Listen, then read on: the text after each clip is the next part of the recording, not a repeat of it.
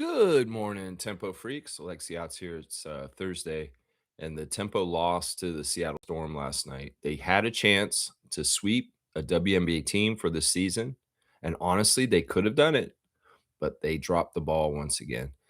I'm I'm annoyed with these games where I can see a path for us to win, and they just don't execute, and they have careless turnovers and things don't happen in the right way. I'm annoyed with this, honestly. The Seattle Storm are not a good team. Even though Sandy said that after the game, she was being nice. They were bad. They couldn't hit threes. They were missing layups. They had all kinds of issues, but we had issues too. And our issues really are that we're hurt, that some of our best players are not available. They're bad. They have young talent. They have some young players coming up, but they're a bad team. They really are. I mean, the Storm have been in this league for how many years, and they had their worst year ever this year. We should have swept them last night. I would have loved to swept them, but alas, it didn't happen. I guess there's a good side to losing too, because it holds fast with the lottery and stuff like that. Although, looking at the lottery scenario, it doesn't seem like if we win games or not at the end of the season, it matters because of how spread out and the percentages are. Because we got to remember when they figure out lottery odds, they do it by the 2-year record. And we don't have a year before this. And our record is pretty bad this year. So we actually sit in the second best chance to get the number one pick. And I don't know how much that's actually able to fluctuate if we win or not. Like, obviously, we're not going to win every game going out. If we did that, maybe it would fluctuate it. But if we win one or two games out of the last 5 games or so, 6 games, it's not probably a big deal to hurt our chances with our draft. So I don't know. This was one that we let slip through our fingers. Now we still have a chance to sweep one team this year, and that's the Chicago Sky. No, not the Chicago Sky. Actually, we could sweep the Sky. We could sweep the Connecticut Sun also. So we'll have two chances at the end of the season to try and sweep one of the other WNBA teams in the last 2 games of the season. We also have the chance to win the series against Phoenix on Saturday when we go to Phoenix to play the Mercury. We're 1-1 with them, and whoever wins the game on Saturday will win the season series. So there are some games near the end of the season that we can actually try and salvage something and win, like the season series for the year. It's tough. There was a time where right at the end of the game, with 5 minutes to go, and they brought Kiki back in. I was like, take the game over, Rice. Just take the game over and win the game. This is a great opportunity for you to take the spotlight, take control of the game, and make a name for yourself in this league. This is a perfect opportunity. I mean, Isabel, in some ways, was moving last night in a certain way. Like, I could be the top player on this court tonight because I'm that powerful and talented. And she was kind of controlling things for a little while in the game.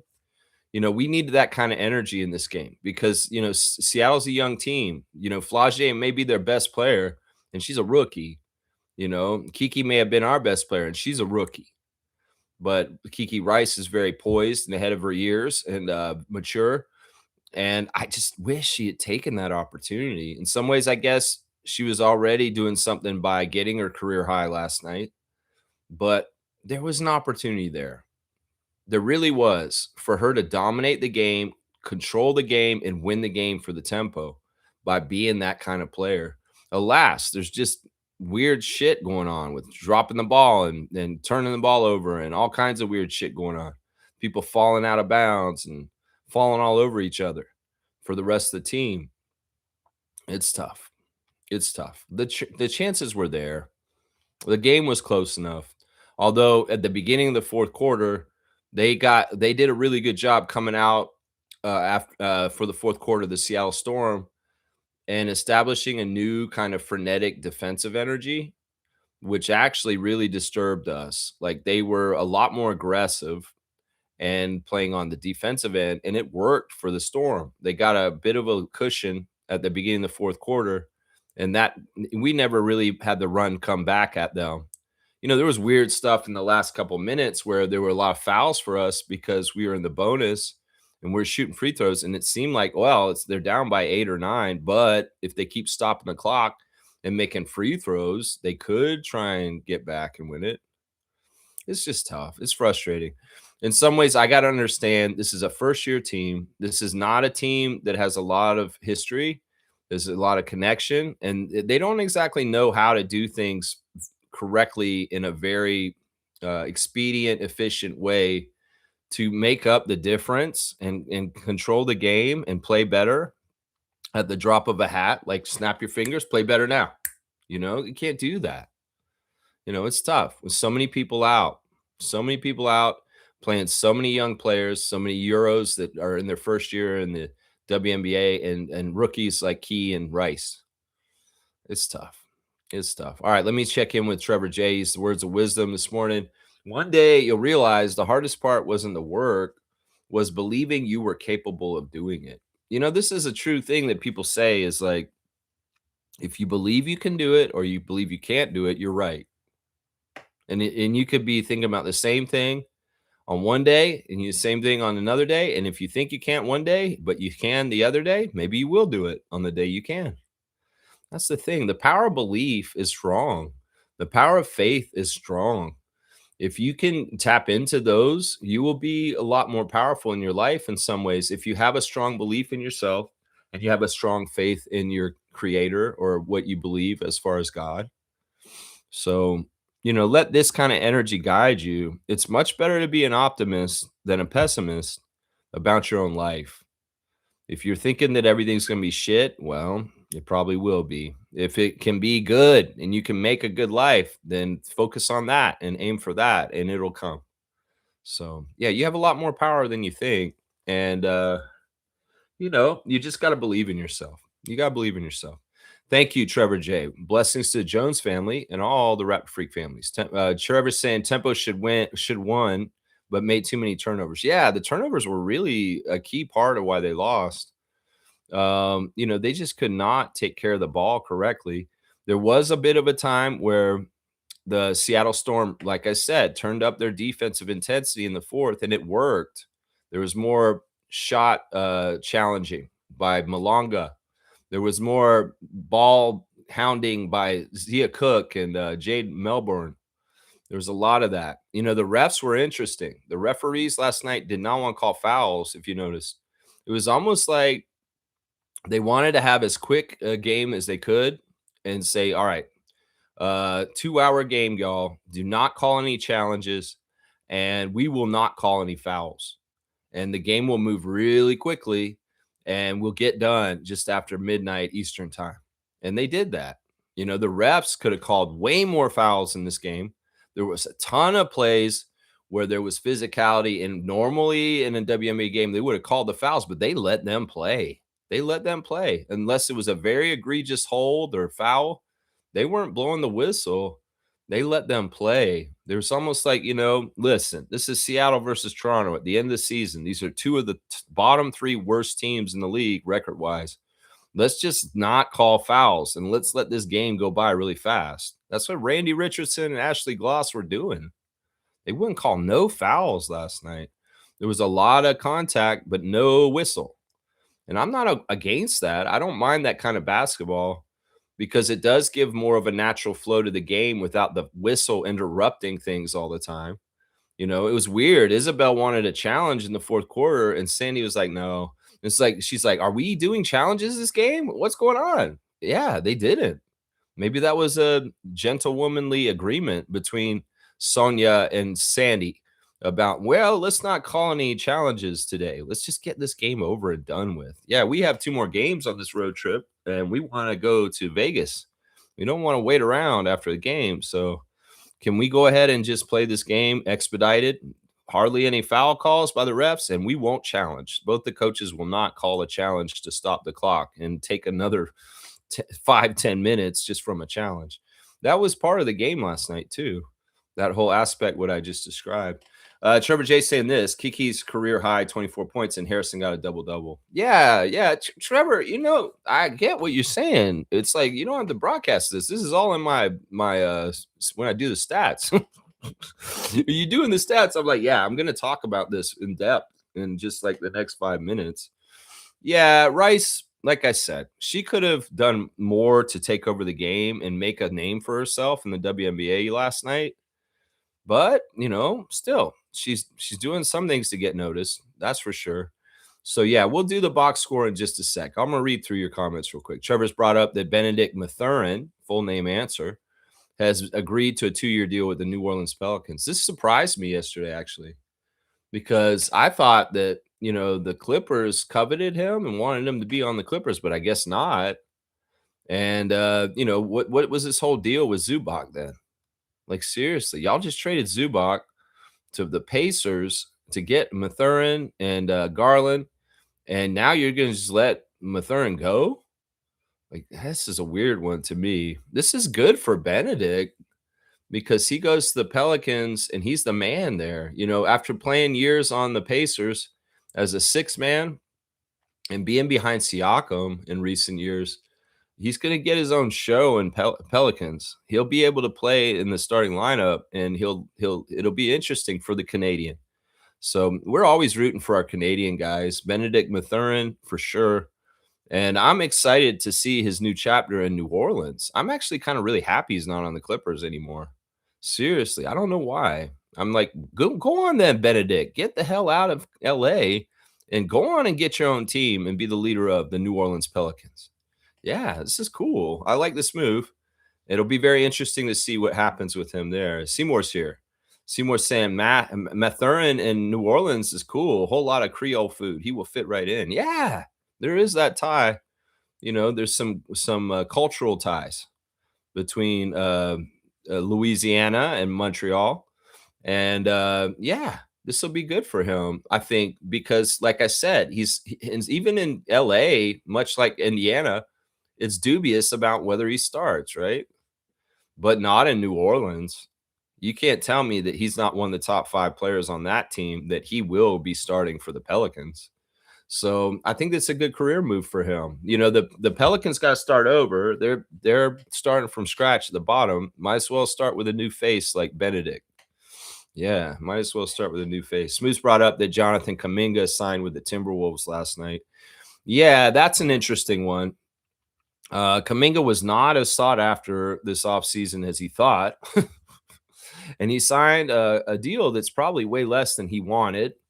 But yeah, he's going to join the Knuckleheads in Minnesota. Might as well have a whole group of Knuckleheads there now with LaMelo. And, Ant-Man's not totally a knucklehead, but he is a knucklehead sometimes in his real life. Not on the court. He's a good dude on the court, but off the court, maybe he's a knucklehead. But yeah, I don't know. This Minnesota team is seeming daunting with the additions. They still have Gobert. They still have this and that. But I don't know why. I can't act like I'm scared of them. I can't be scared of them. I don't know why. Because for some reason, it's still Minnesota Timberwolves. And, they have certain things that happen in their franchise that just don't work out sometimes, even though they do really have a stacked team. Although I could say that Kuminga might hurt their team, honestly. I would say that because I think that he's an overrated guy. I think he's overrated in his own mind. I think he's overrated in some ways by some NBA fans because honestly, the dude, there's something wrong with him. Nobody wants to keep him. Golden State was a very easy place to fit in and do well, but he didn't. And then Atlanta did not value him after he got there last year. There's a red flag there. Something's not right about Jonathan Kuminga. Let's just put it that way. Nako's here. Good to see Nako the Nacho. Gerald, good to see you, man. How you been, dude? If the Clippers didn't get the 5th pick, Benedict would stay. Pelicans also paid him more. Yeah, I don't know. I don't know if that's true. Exactly. But yeah, I guess there was more money coming from New Orleans. I don't know. Maybe the Clippers are in trouble. They ain't gonna have no money soon because they're about to be in trouble. So we're saying Lakers thought they were gonna get him. Who? Benedict? I also thought he was gonna be a Laker. You're surprised. Well, either way, I'm glad he's not a Laker, honestly. I'd much rather him be on the Pelicans, seriously. So it's an interesting thing. All right, let's go ahead and do the stars of the game for the tempo game against the Seattle Storm last night. My number one star is Kiki Rice. Kiki Rice, as a rookie, has had a very interesting year. You know, she missed 16 games in the middle of the season. Some idiot online was trying to say the tempo had been holding Kiki back this season. No, once again, you're an idiot in the States who's not paying attention because it's a Canadian team. She was hurt. She missed 16 games in the middle of the season, but somebody's trying to say, "Oh, they held her back." Listen, at the beginning of the year, she was a rookie. She was finding her way. In fact, in her first game ever in the WNBA, she didn't score a single point because it was like, "Welcome to the WNBA rookie," and she's a little shell shocked with her debut. But the next game, she played very well. And then she took a little bit of time to get her momentum going. It's not like she hit the ground running like Olivia Miles.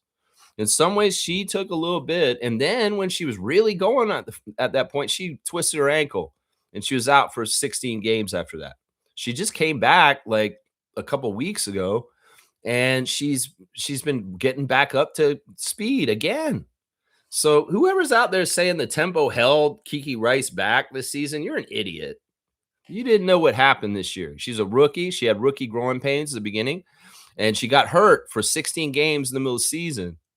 And now she's trying to ramp up again at the end of the season, and she's seeing this. But people are going to say, "Oh no, Brittany Sykes and Marina Mabry held her down and didn't give her a chance to be who she is." Bullshit. It's absolute horse crap. Absolute horse crap. I can't believe people are saying that right now.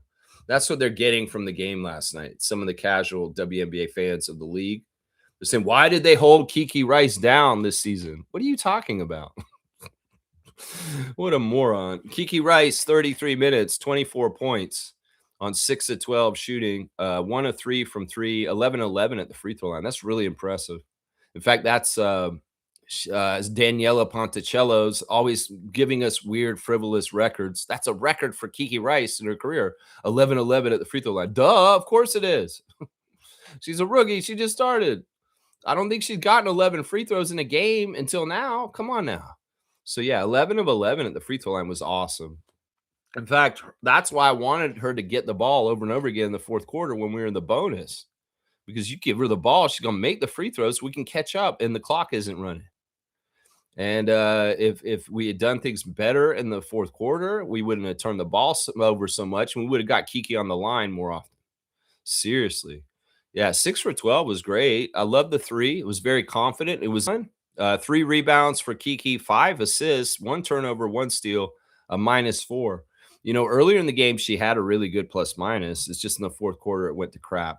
Yeah, they really did not do well. They crapped the bed, so to speak, in the fourth quarter and lost it by 9. You know, they had real trouble scoring the second half. It was weird. I don't know. This is a weird game. In some ways, I want to forget this game for the rest of my life because it was an ugly game. It was 2 bad teams, and apparently we were the worst of the 2 bad teams, which sucks. I think honestly, if we had 2 of the people that were hurt, pick any of them, we probably would have won this game. Seriously, all we need is just Marina and Anissa. We win this game. Niara and Slim, we win this game. Julie and Marina, we win this game. It's like that. It's like that. We totally win it if we have our full roster. Also, all right, let's do my second star of the game is Isabel. Isabel got the double-double. It was a very impressive game for Izzy. Like I said, in some ways, she was looking like the most dominant player on the court, the best player between the 2 teams, and doing what she wanted to. She was really a force on the offensive boards and putting the ball back. She was very much working around the basket, even with the long arms of Dominique. She was still able to navigate a bit down there. There were blocks at times, and there was a good defense by the bigs on the Storm, but Isabel was able to operate down there half the time otherwise. And it was good. Double-double straight up. It's actually a very strong double-double, not like one of these 10 and 10 double-doubles. It's a strong double-double. It's 17 points and 14 rebounds. You know, she didn't shoot the greatest, but I would say that the 5 for 16 is partly because of Malonga and McBeggar and Fam, and like they have a lot of long bigs down low that make it very hard to shoot around the basket. They really, really do. But yeah, 5 of 16 for Isabel, 17 points in 32 minutes. She missed all 4 of her threes. She was 7 for 10 at the free throw line, which is not horrible, but she's still doing this weird flip up, and then you can see where the ball will break off sometimes. 14 rebounds, including 5 of them being offensive. And that was a difference between the first and the second half. It was we were boarding the offensive boards really well. And maybe Seattle and their coach made an adjustment at halftime saying, you can't let them get second chance so much. You got to stop. Y'all are tall. You can rebound, stop them from getting the ball and getting second chance shots. Because they adjusted that and they did way better in the second half. And we didn't get a lot of those second chance opportunities because both teams shot poorly. Both teams were not a good shooting team. Neither one could barely make any threes. That, these offensive rebounds are gold. If you can go in and get them. 1 assist, 1 turnover, 2 steals for Izzy, a -4. She's in there battling. In some ways, I have so much respect for her. And she's out there just battling. I may have doubted her and whether she was trying anymore or giving a good effort, but you know what? I have to give her credit. Out of like the veterans that are still around, hanging around, she's one of the ones that really cares and is out there right now, like Temi and Kia. And well, there's a lot of vets that are out and they're not able to play for us. So Isabel being in the fray still in meaningless games, it means a lot. It shows a commitment to, coming in and playing the right way, even if what you're playing for is dubious. Seriously. Yeah. My last star of the game for last night, my third star is Yescada. Laura is such a bundle of energy, such a bundle of energy. Between Harrison and Laura, they were doing a really good job crashing the boards, both of them. There would the thing about Yescada is that she'll run right into the lane and go after the ball from far away and out chase somebody to get the ball. I love that. That's effort. That's energy. And that's what their trainers in basketball will say. Rebounding is effort. If you want the ball, just go get it before the other person. Get to that spot faster. Telegraph it, and think about where the physics of the angle and the geometry of where it's going to go, like Dennis Rodman would figure it out, and go get it. That's the whole idea about rebounding: is go get it. And Yescada is a go getter. A go getter. Yeah. Yeah. 29 minutes for the Lithuanian, 14 points on 6 of 11 shooting, 1 of 3 from 3. I love to see her 3 go in. Only 1 free throw, and she made it. 9 rebounds, 3 assists, 1 turnover. She had 7 defensive rebounds, 2 offensive rebounds. She was a -4. Her game's not perfect, but she's out there making things happen, whether they're good or bad. Most of the time, they're good. Most of the time, they're good. And she really is underrated for being a great ball handler, bringing the ball up the court off her own rebound. She can really push the ball up the court and look for people. So, that's good stuff. All right, let's see. Honorable mention will go to Temi. Temi has been so solid in these games where we've been missing people.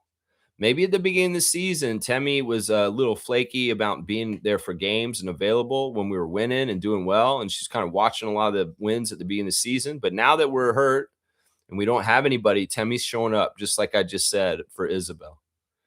Because once again, this is not easy. It's not fun. In some ways, to lose so much and know you're not really playing for anything, to still show up and put in the effort and go out there and battle. I appreciate them for this. I really do. Because, the people that buy tickets to these games at the end of the season, they still want to see a WNBA game. They still want to be entertained. And it'd be stupid for a team to just show up and just really not try at all and kind of just be lame. It's not fair to the fans that paid for the tickets. So I appreciate professionals like Harrison, Fagbenle, and Nurse that are all longer vets in this league that really don't need the development time, that in some ways are, out there playing in meaningless games, and they're putting in a good effort still. Fagbenle, 24 minutes, 8 points on 3 of 5 shooting, 1 of 2 from 3, 1 of 2 at the free throw line, 5 rebounds for her. She did have 4 turnovers, which was and 1 steal. There was a lot of times where the ball would get on the floor in the middle of the lane on our side, and they would just get the ball from us, the Storm. It's like they do a deflection or they'd stick their hand in the cookie jar and they get the ball knocked loose just a little bit. Like Temmie will have it and Jade will come in, Jade Melbourne, and she'll hit the ball and the ball will go on the floor. And then all of a sudden, Easy's picking it up. And the Seattle Storm had the ball. That sucked. I hated that. In some ways, that was part of the whole thing with the ref crew not calling any fouls. Gloss, Broomfield, Richardson, they weren't calling fouls. And there were probably moments where they mugged us in the lane and they did foul us, but this is a no foul game, no whistle game. Let's make this game fast and not have it too much over 2 hours. So they were able to mug us and get the ball from us. In some cases, those may have been fouls in other games, is what I would say. Going over the rest of the team, it was great to see the return of Maria Conde. She was a little bit slower speeded at the beginning of the game. It's interesting. She's been so hyper speeded like throughout the year that, you could tell she's coming back from injury, that she's not ready to go full speed right away. You can literally see it with her because she's so full speeded earlier in the season. We could see how hyper quick Maria Conde plays normally. And then in the first half last night, you could tell she was not at full speed. It's literally like, wow, she's back from injury, but she's not full speed. You can tell. Look how much slower she is on the court right now. It's not that she's slow. It's just that she's easing back into the speed and the rhythm of the game. She contributed with 2 baskets, and I love one of the little baskets in the lane where she banked it off the glass to make it go in. Conde has been an interesting player this year. There's been some real highlights and some lowlights too, but I feel like she is a very valuable, versatile piece to have on your team. It's just that maybe we shouldn't have played her in such important roles this season earlier in the year, is what I would say. I don't think she should have been a starter as much as she was this year, but it is what it is. And well, I'm glad she's back because honestly, with Julie going back to Belgium and the FIBA break coming up, we need all hands on deck. And the fact that Maria was able to come back from her hamstring injury for the game last night is really good. It's really good. I was happy to see her out there. 20 minutes, 4 points, 2 of 5 from the field. She missed all 3 of her threes, 4 rebounds, 4 assists, 4 turnovers, a +3. She was the only plus on our team last night. So we won the minutes she was out there. Of course, she was on a minutes restriction too. You could tell. She played exactly 20 minutes, and that's probably where her limit was, 20 minutes. Maria, you can play 20 minutes, and that's it, minutes restriction. Off the bench, when you have so few people to play and you don't have a lot of choices, the bench production for the team will suffer. And that was an area where Seattle beat us last night. They outscored us off the bench pretty well. There was particular players off the bench that scored 10 points for them, Pham and Cook. And meanwhile, we had a real struggle scoring bench points with only 11 bench points out of all of our bench. So Tiani Key had a tough game, 17 minutes, 2 points, 1 of 6 from the field, 0 of 1 from 3, 1 rebound, 1 turnover, 1 steal, 1 block, a -15, one of the worst on our team. Now, she at times was getting matched up with Dolson, and that is a mismatch. That is not a fair match for Tiani Key. Dolson is tough. Dolson is big. Dolson is a load. And seeing skinny little Tiani Key trying to guard Stephanie Dolson, it's not a fair fight. Let's just put it that way. It's not a fair matchup. And well, in some ways, some of the matchups for Key in this matchup with Malonga and McBeggar and Pham, they're very equal length, arms, and size, so that she has real matches, like a match. That's a match for her. And then you put Dolson, a really big player, in the middle there. Yeah, they've got a lot of size on Seattle. They have varied size on Seattle. Varied. Long, skinny size and big, thick size like Dolson. But yeah, Tiani got a plethora of looks that she had to go up against yesterday. And well, welcome to the league, Rook. This is what you got to deal with. So get stronger. That's what I got to say on that. Kia Nurse came out and her 3 just wasn't hitting. It's always fun to me when Kia's playing and her sister's calling the game.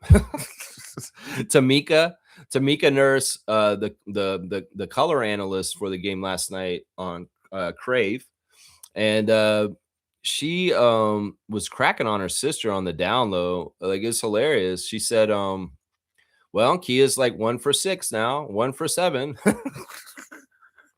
she's pointing out that stuff. It's kind of funny. But yeah, Kia is so awesome. 17 minutes, 4 points, 1 of 7 from the 3 point range. She took all of her shots from three. She made 1 of 2 free throws, 3 rebounds, 1 assist, 2 turnovers, and 2 steals for the Canadian, -3. Yeah, there's just joy and pure joy for Kia in this whole year and the tempo existing and everything. It's too bad she had a bad shooting night. She could have had a huge factor in helping us beat Seattle last night. But unfortunately, Kia was off last night. She was off with her shot. Kiana Williams made her debut as a tempo last night, number 23. And I have to say, I wasn't totally impressed with her. She's been a WNBA player for a few years now, and she's got quite a bit of experience. But, and also it's tough. She's had one practice with this group, and she's going out and playing in a game. I think that she's just happy to be playing WNBA games, you know. And it's interesting because, as I said before, this extreme hardship contract for Williams will run out over the FIBA break, and she may never actually play in Toronto. She may just play on this West Coast trip in Seattle, Las Vegas, and Phoenix, and that's her whole tempo career. 3 games in the West, so make them count, Kiana. Seriously. And, if you were wanting to make a mark in the WNBA, last night could have been it, because you showed up a new team, and we really could have used anything from somebody like you off the bench. So yeah, 14 minutes, 2 points on 1 of 5 shooting. She missed all 3 of her threes. If she could have hit her threes, woo-wee, Williams. Come on now, make your threes. She had 2 turnovers also, a -8. Not the best debut. In some ways, I like that Sandy put her out there for so much time. She didn't just give her a hot cup of coffee, like a spot of coffee, and then you're out. No, she got some good burn, and she was even out there late game situation where we were trying to still win, and she was out there playing. So Ornella was interesting. Ornella is such a feast or famine kind of player. She really did a good job of bothering Jade Melbourne last night, which was awesome. Like, that's the thing about Bankole is she's such a good defender. Like, she really catches people full court, and she's such a pest. She's such a pest. Nobody's able to do stuff very easy with her guarding them. Nobody. There's no clear pass outs. It's very hard to dribble around, very hard to do things. And this has been a real strength for Ornella. And this is something that'll keep her in the WNBA, is being that kind of defensive specialist. It's just, I want to see her offense blossom when she's more comfortable, and we give more chance with her to contribute in that kind of way. 13 minutes for her, 3 points on 1 of 3 shooting, 1 of 2 at the free throw line, 4 rebounds for Bankole, and one of them was offensive. She was a -18, the worst of the team. Yeah. Things just really fell apart in the second half. They outscored us 47 to 36, and 11-point outscoring in the second half. We made up some of the ground in the second quarter, but in the second half, we did not keep up with them on the scoring. And Seattle won 90 to 78, 12-point win. On the other side, we'll give some credit to the other side. Flage was in a bit of a duel with Kiki, as I said, a little bit of a rookie duel. And Flage was interesting. I actually saw a bit more of her game last night than the other games we played against the Storm, because to be honest, we played so early in the season against Seattle. She wasn't really up to speed yet, Flage Johnson. So I didn't remember doing a whole lot in the 2 losses to us earlier in the year. But she showed up for this one. She was their scorer, 20 points for her on 9 of 15 shooting. So she was pretty good. Jade got 16 points with 7 assists and 6 rebounds. And Dominique Malonga was a real factor. She was using her length and size at times to just get easy baskets for them when they really needed something. Like, she's a bucket whenever you need her to be. It's just, how can you got to get the ball into her? You got to get the ball to her. If she can't catch the ball cleanly and she gets fouled or somebody gets the steal or gets in the way, but if you get her the ball down low, she's making a basket unless she flubs it like a bunny or something like that. But she's like, she got such long arms and height that it's not really anything people can do to stop Dominique Malonga when she's right near the basket. 18 points for her and 7 rebounds and 1 block and 3 steals. So yeah, a lot of people contributing in different ways to help them win. You know, Cook was a real energy in the second half. Pham was a very good backup. Katie Lou Samuelson, she had a 3 that was key and also was playing very determined on rebounding and doing different things out there too. So yeah, a good overall team effort by a bad team just to be the better bad team. It's kind of what it was. Let's go look at the team stats real quick for both teams real quick. Yeah, that both teams shot bad. 37% from the field for us, 44 for them. You know, they got more shot opportunities and stuff. It was really anemic for us in some ways. 4 3-pointers made by us on 15% shooting. We took 26 threes and only made 4. That's 15% three-point shooting. It's awful. They only made 6, so they weren't much better. They had 22% free throw shooting. We got to the line a lot. The refs were giving us a lot of calls, and we were in the bonus late. And like I said, that could have been a strategy to try and claw back a little bit closer. But the thing is, if you're going to get those stops, I mean, you're going to get those free throws, you better get those stops. And the stops weren't happening at the other end. We couldn't like shut down the Seattle Storm from scoring to close the gap in the end. That's the big key. And the Raptors, we shut it down on people and we don't let them score for a while and we catch up. And that's how we win and come back in the fourth quarter. We've got to build a team in Toronto for the tempo that are more defensive oriented, that can actually do defensive stands to hold the other team from scoring. We have not had any of that this year. We've been one of the easiest teams to score on in this league this year.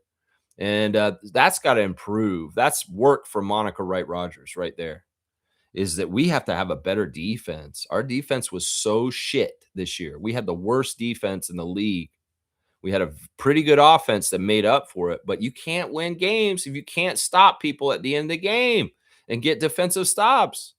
So we can't come back on a team when we're down by 8 points if we continue to let them continue to score while we're scoring too.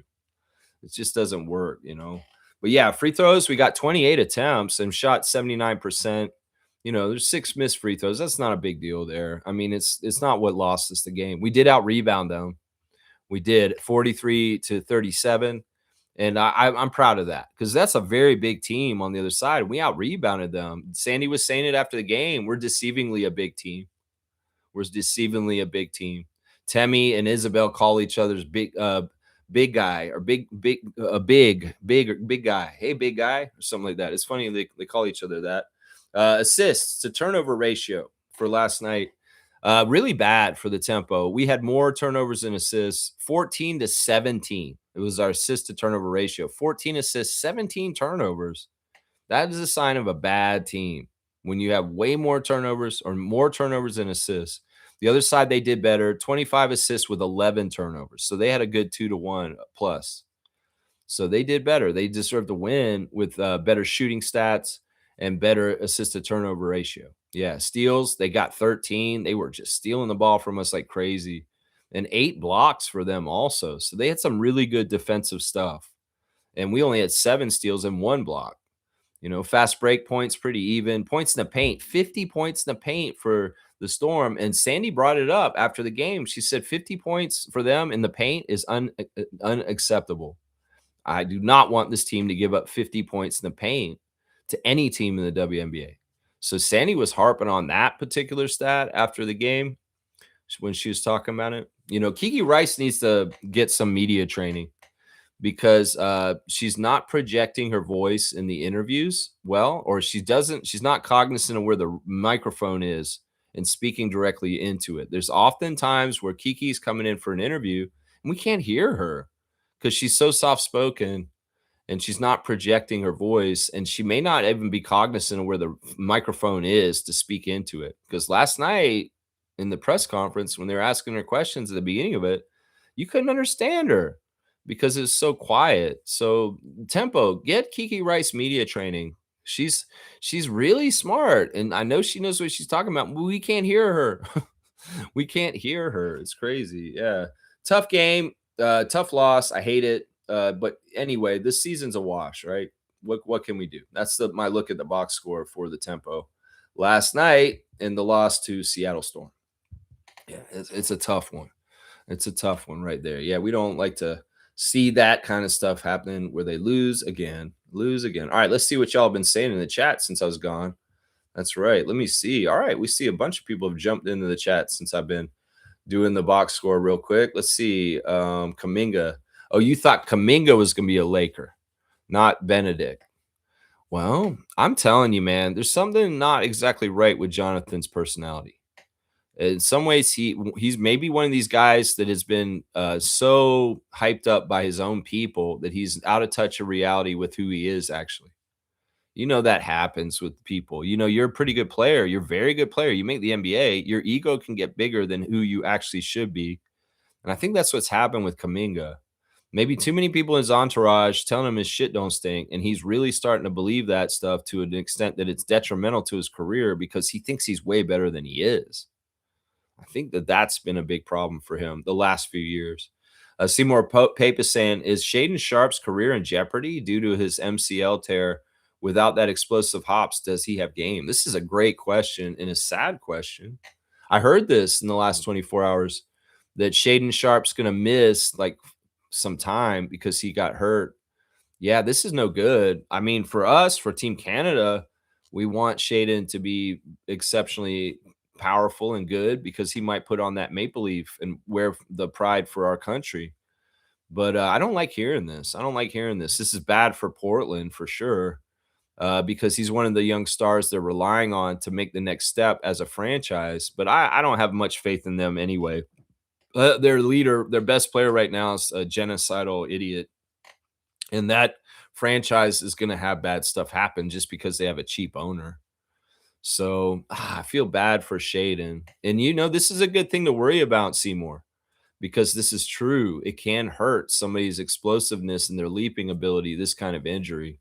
So let's say some prayers and put positive thoughts towards Shaden Sharp of the Portland Trailblazers and hoping that the injury is going to be fully healed and he will be able to be his normal, regular Shaden Sharp self. Because yeah, this is a concern. I didn't think about it this way. That like this may actually hurt his leaping ability, like you're saying, but it makes sense what you're saying. KT's here. Good to see Kareem Thomas. Raptor freak family. That's right. Kaminga, 13 million for 2 years. His agent Aaron Turner failed him. I'm sure I could have made him more money. You want to get in that business? Get down there, Jerry Maguire, and show Cuba Gooding Jr. the money. Yeah, KT's gonna get down there and get you more money, Kaminga. Yeah, you could have got him more. I don't know. That's what I'm saying. This is a weird NBA at this point with the hard cap and the way salary cap is. There's no middle class.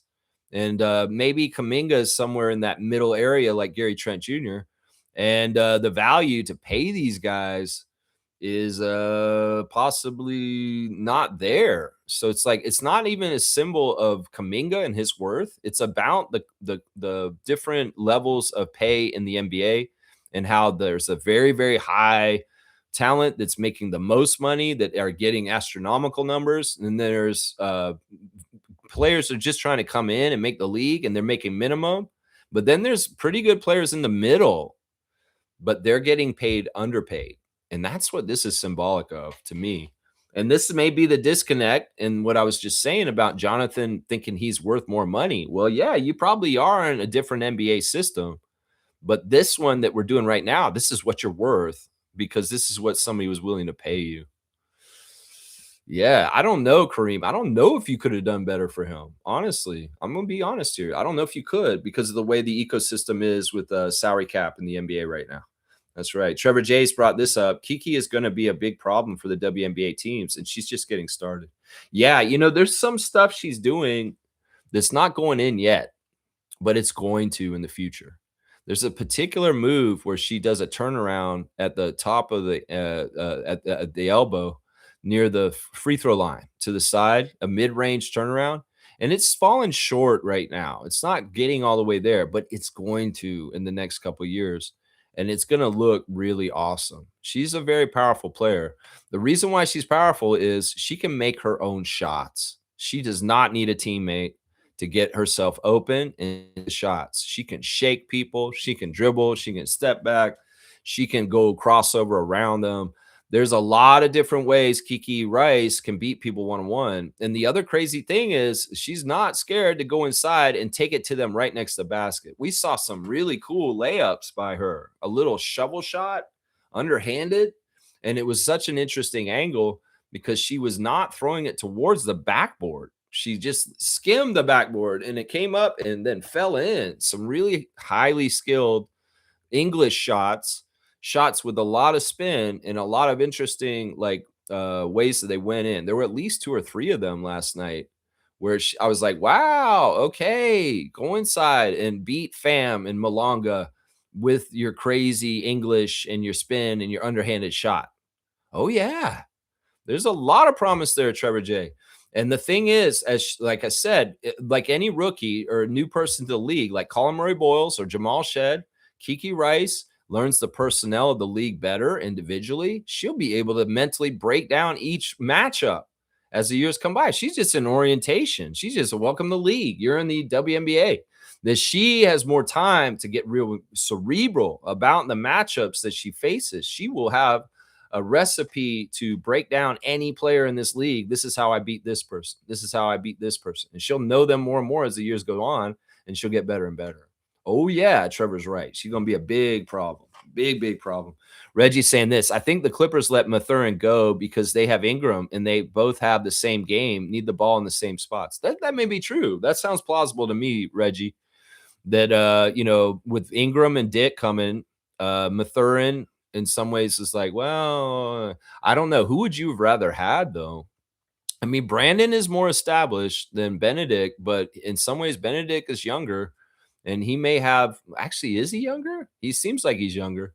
He may have more ahead of him than Brandon going forward, but who knows? Who knows? I mean, that they pick who they pick. I mean, there's still rumors that the Clippers may try and flip Ingram before the season starts. As soon as the trade goes through, they may actually try and trade Brandon right away out of Clipperland, and they're going to get somebody else altogether.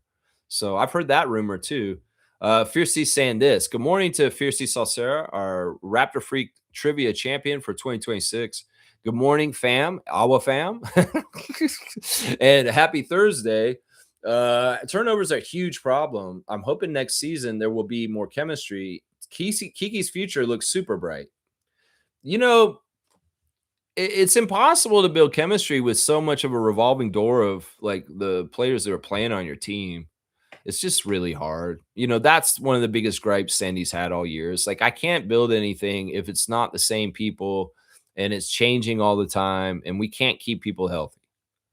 And it sucks. The other thing that's really underrated is what they say, right? That you do most of the work to improve in the off season. Did the tempo get an off season before the season? No, we went directly into this season. We didn't even get proper training camp or practice time before the season started. And you could make an argument that Sandy Brondello and the Toronto Tempo were doing a lot of off-season stuff at the beginning of the season and the regular season. Well, the games were already counting. So they were behind the 8 ball this whole time. I think that it'll be a huge improvement to get a real off season after this season's over, where we can do things like, start, Monica will obviously do her job as the GM and switching the team around and make it better, improve it. Maybe Sandy has some sort of ways to kind of keep tabs with the players that are involved. And before the season next year, we could have a proper lead into the season where we have a training camp and enough orientation that maybe we're generating some of that chemistry and gelling before the season starts. Because like they say, a lot of the work and the improvement you get is from off season. And during the season, it's hard to show that improvement. So considering all that, without having an off season, just getting our players a week before we start playing, this makes sense, right? This is not common or normal what happened to Tempo this year. a work stoppage and a CBA disagreement that just ended right before you became a team and get all your players. That is really not fair. And that, in some ways, has set the team back behind the eight ball from the start of the season right away. And maybe that's by design. Maybe that's just some bullshit. That's just bad timing. But either way, the Tempo have a further bottom to come up out of than teams like the Valkyries last year, because they've had way more to deal with this season than most expansion teams have ever dealt with. The Portland Fire and us can say that.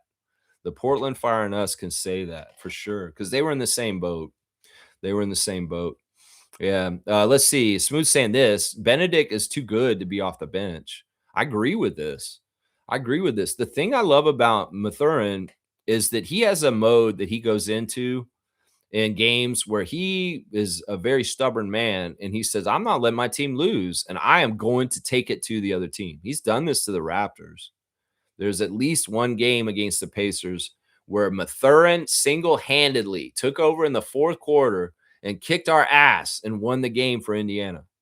So he has a power like that. He can be one of these guys that, all right, my team's a little bit down. I'm turning it on, and I'm not going to take failure as an option. He really has that kind of energy, and that's a very powerful thing, and New Orleans needs that. And maybe some of that drive and that determination will rub off on Zion and help him to be a little bit more competitive and giving a shit. Because I'll tell you right now, Montreal's Benedict Mathurin gives a shit about trying to win, because you can see it in the way he moves on that court sometimes. Yeah, yeah. Smooth saying this. And the Clippers signed Bradley Beal to be their sixth man. This is ridiculous. Isn't Bradley Beal retired? Why didn't that man retire? Seriously. He's been washed for 5 years. Why did they do this? This is more wasted money by Steve Ballmer and the Clippers. You want to waste money on Bradley Beal? I thought you already signed them and wasted money on Bradley Beal. Didn't you guys do this already? Wasn't Bradley on the team last year? So you go ahead and waste more money on Bradley Beal. Go ahead, Steve Ballmer. You're an idiot. And honestly, I hope you get nailed to the wall for aspiration. But yeah, this is a foolish move. Bradley Beal's washed. He's been washed. He's washed physically and mentally, because he's not really playing at this point. He's just playing to earn a check. He's just showing up. Okay, Steve Ballmer wants to give Bradley Beal money for nothing, Dire Straits. Go ahead. Just give him money for nothing and chicks for free. Because that man's not going to do anything for the Clippers this year. You know that. He's more likely to sit on this bench and just sit there and travel around with them than actually do anything on the court. Because honestly, he's washed. He's washed physically. And honestly, I think he's washed mentally after playing in Phoenix. Seriously, I think he's washed mentally. Isaac Campbell is here. Good to see you, Isaac. Good to see you, sir. Holding it down for us in the capital of the great country of Canada, in Ottawa. Our guy, Isaac. Let's see. Smooth saying next free agent domino to fall, Jalen Duren. Well, that's an interesting choice of words. The next one to fall. Yeah, I don't know what's going to happen with Duren. I don't care. In some ways, Duren is important to the Pistons. I think that, we have a Pistons fan who comes in here and checks on us and talks to us, and we've got a little bit of a thing talking about whether we're going to be better than Toronto versus Detroit. I think that in some ways, Duren is absolutely essential for the Pistons to stay up where they are, but he's a little bit of a head case now, and he's a problem at the same time. That's a no-win scenario. You're not going to win either way. If he goes, you're going to be worse team, because he really was that big dude that was doing powerful things for you. But he's also now got this outsized ego, and he's crazy. And it seems like he doesn't really want to be in Detroit. So if you're screwed either way, either he stays and you get to have him, but he's a head case and he thinks he's more important than he is. And he's causing all these problems because he says he wants to be in Sacramento and not even on your team. And he's not necessarily happy in Detroit. Or you lose him and you lose that all-star talent from last year, and you're worse in your record and how Detroit finishes next year. I think they're screwed either way. Either he stays, it's the Clash song, should I stay or should I go? If he stays, well, you keep that powerfulness of him, but he may not be totally content being there. If he leaves, you're going to lose that, and you already lost Beef Stew this offseason. So where's all the beef for the Detroit bad boy Pistons if Duren's gone also? That's what I'm wondering right there. Trevor J saying that Jamison Battle's putting in work. I hope he is. I hope all the Raptors are putting in work. And not just on the 2K court. Scotty jumping on Twitch again yesterday a couple times. He's hilarious, man. He is so mad at that game. I mean, the only reason why he's on Twitch with the 2K is because it's 2K27 and he wants to show off the new thing. You know, man, it's hilarious though. He has such a love-hate relationship with NBA 2K. He does. He's excited for it. He gets hyped when the time comes and he wants to see it. And then he plays it for a couple days and he hates it. He hates it. And well, Scott's at that point at this point. I think he's busted the controller. He broke the controller. And he's kind of like, you know what? I think I'm done with this game already. And this game just came out a couple days ago, right? Hey, I want all of them to be putting in work. That's just a given, right, Trevor? Just because you saw on social media Jamison Battle was putting up shots in a gym, well, you damn sure better be. They all should be doing that. This is not news, Trevor J. They're all doing it. In fact, we could say Jamal Shedd's putting in work, Jacoby Walter's putting in work, Emmanuel Quickly's putting in work, RJ Barrett's putting in work. They're all putting in work. This is not news. This is just every day. Every day they got to grind. That's right. Seymour saying this. Can't wait for basketball to start. Going to be a hell of a season. Man, basketball's all year round now. What are you talking about? With the Canadian Elite Basketball League and the Calgary Surge, with the WNBA's Toronto Tempo now. Basketball's year round, baby. That's right. We ain't taking no days off, no time off. In fact, we got a game tonight, y'all, that we got to watch at 9:40 p.m. Eastern in Mexico. And it's USA versus Panama. That's right. Tip-off is at 9:40. I'm going to be watching this game tonight. You know, Canada has a pretty easy group, honestly, if you ask me, because USA's not in it. And, well, we should dominate this group for qualifying for the World Cup, because that's what we're doing. We're playing in World Cup. We're trying to make the World Cup. Oh, it's Trevor calling. Trevor, you can call, Seymour, you can call me back. I've seen you calling me, Alberta. So you go ahead and call me back if you want to. But yeah, we're going to be playing in a group with Panama, Argentina, Uruguay, Bahamas, and Puerto Rico. And now look at that group. Argentina's historically been good with Manu Ginobili. You know, Bahamas, don't they have Ayton on their team now or something like that? DeAndre Ayton. Puerto Rico's been strong over the years at different times. But yeah, Panama should be a cakewalk tonight. Uruguay's not all that. And Canada should be undefeated in this group. Tonight, we'll play Panama, 9:40 Eastern. Kelly Olynyk, Lou Dort, Nickeil Alexander-Walker leading the team as the three NBA players that are available for this window. And then on Monday, we're going to come back to Canada and play a game in Quebec City against Argentina. And these are qualifiers for the World Cup next summer. So, yeah, Canada wants to win all these games, be in the top of their group, and get a high seed in the World Cup next year. So, yeah, check that out, 9:40. There is basketball tonight, Seymour. There is basketball tonight. It's Team Canada. Let's go. Let's go, Maple Leaf. Let's go, Canada. That's right. I'm all about it. Call me back, Seymour. Seriously, if you want to call me, Sheriff, we'll talk about basketball and the season. That's right. Kareem saying this. So how about the young hose? What are you talking about? The young hose? So how about the young hose? What are you talking about? The hose? Who are you talking about? What is this? Seymour saying Toronto not showing interest in Kyrie now. Miami is in on Irvin. Yeah. You know, the Kyrie stuff, I don't necessarily want Kyrie here this year. Last year was interesting. There was an opportunity that maybe Kyrie would make sense on the on the Raptors last year, but this year I don't want Kyrie this year. I think Kawhi is enough. And people that are wanting to trade Emmanuel Quickly for Kyrie Irving, I'm not for that. I'm really not for that. I know that some people say, no, man, you got to get Kyrie. No, I'm not for that at this point, because I also understand that Emmanuel's not going to be enough, and you're going to have to put another player in that package if you're trying to trade to get Kyrie Irving from the Dallas Mavericks. And I'm not about this. I'm not selling out our guy, Emmanuel Quickly. I love that dude. Protected by God.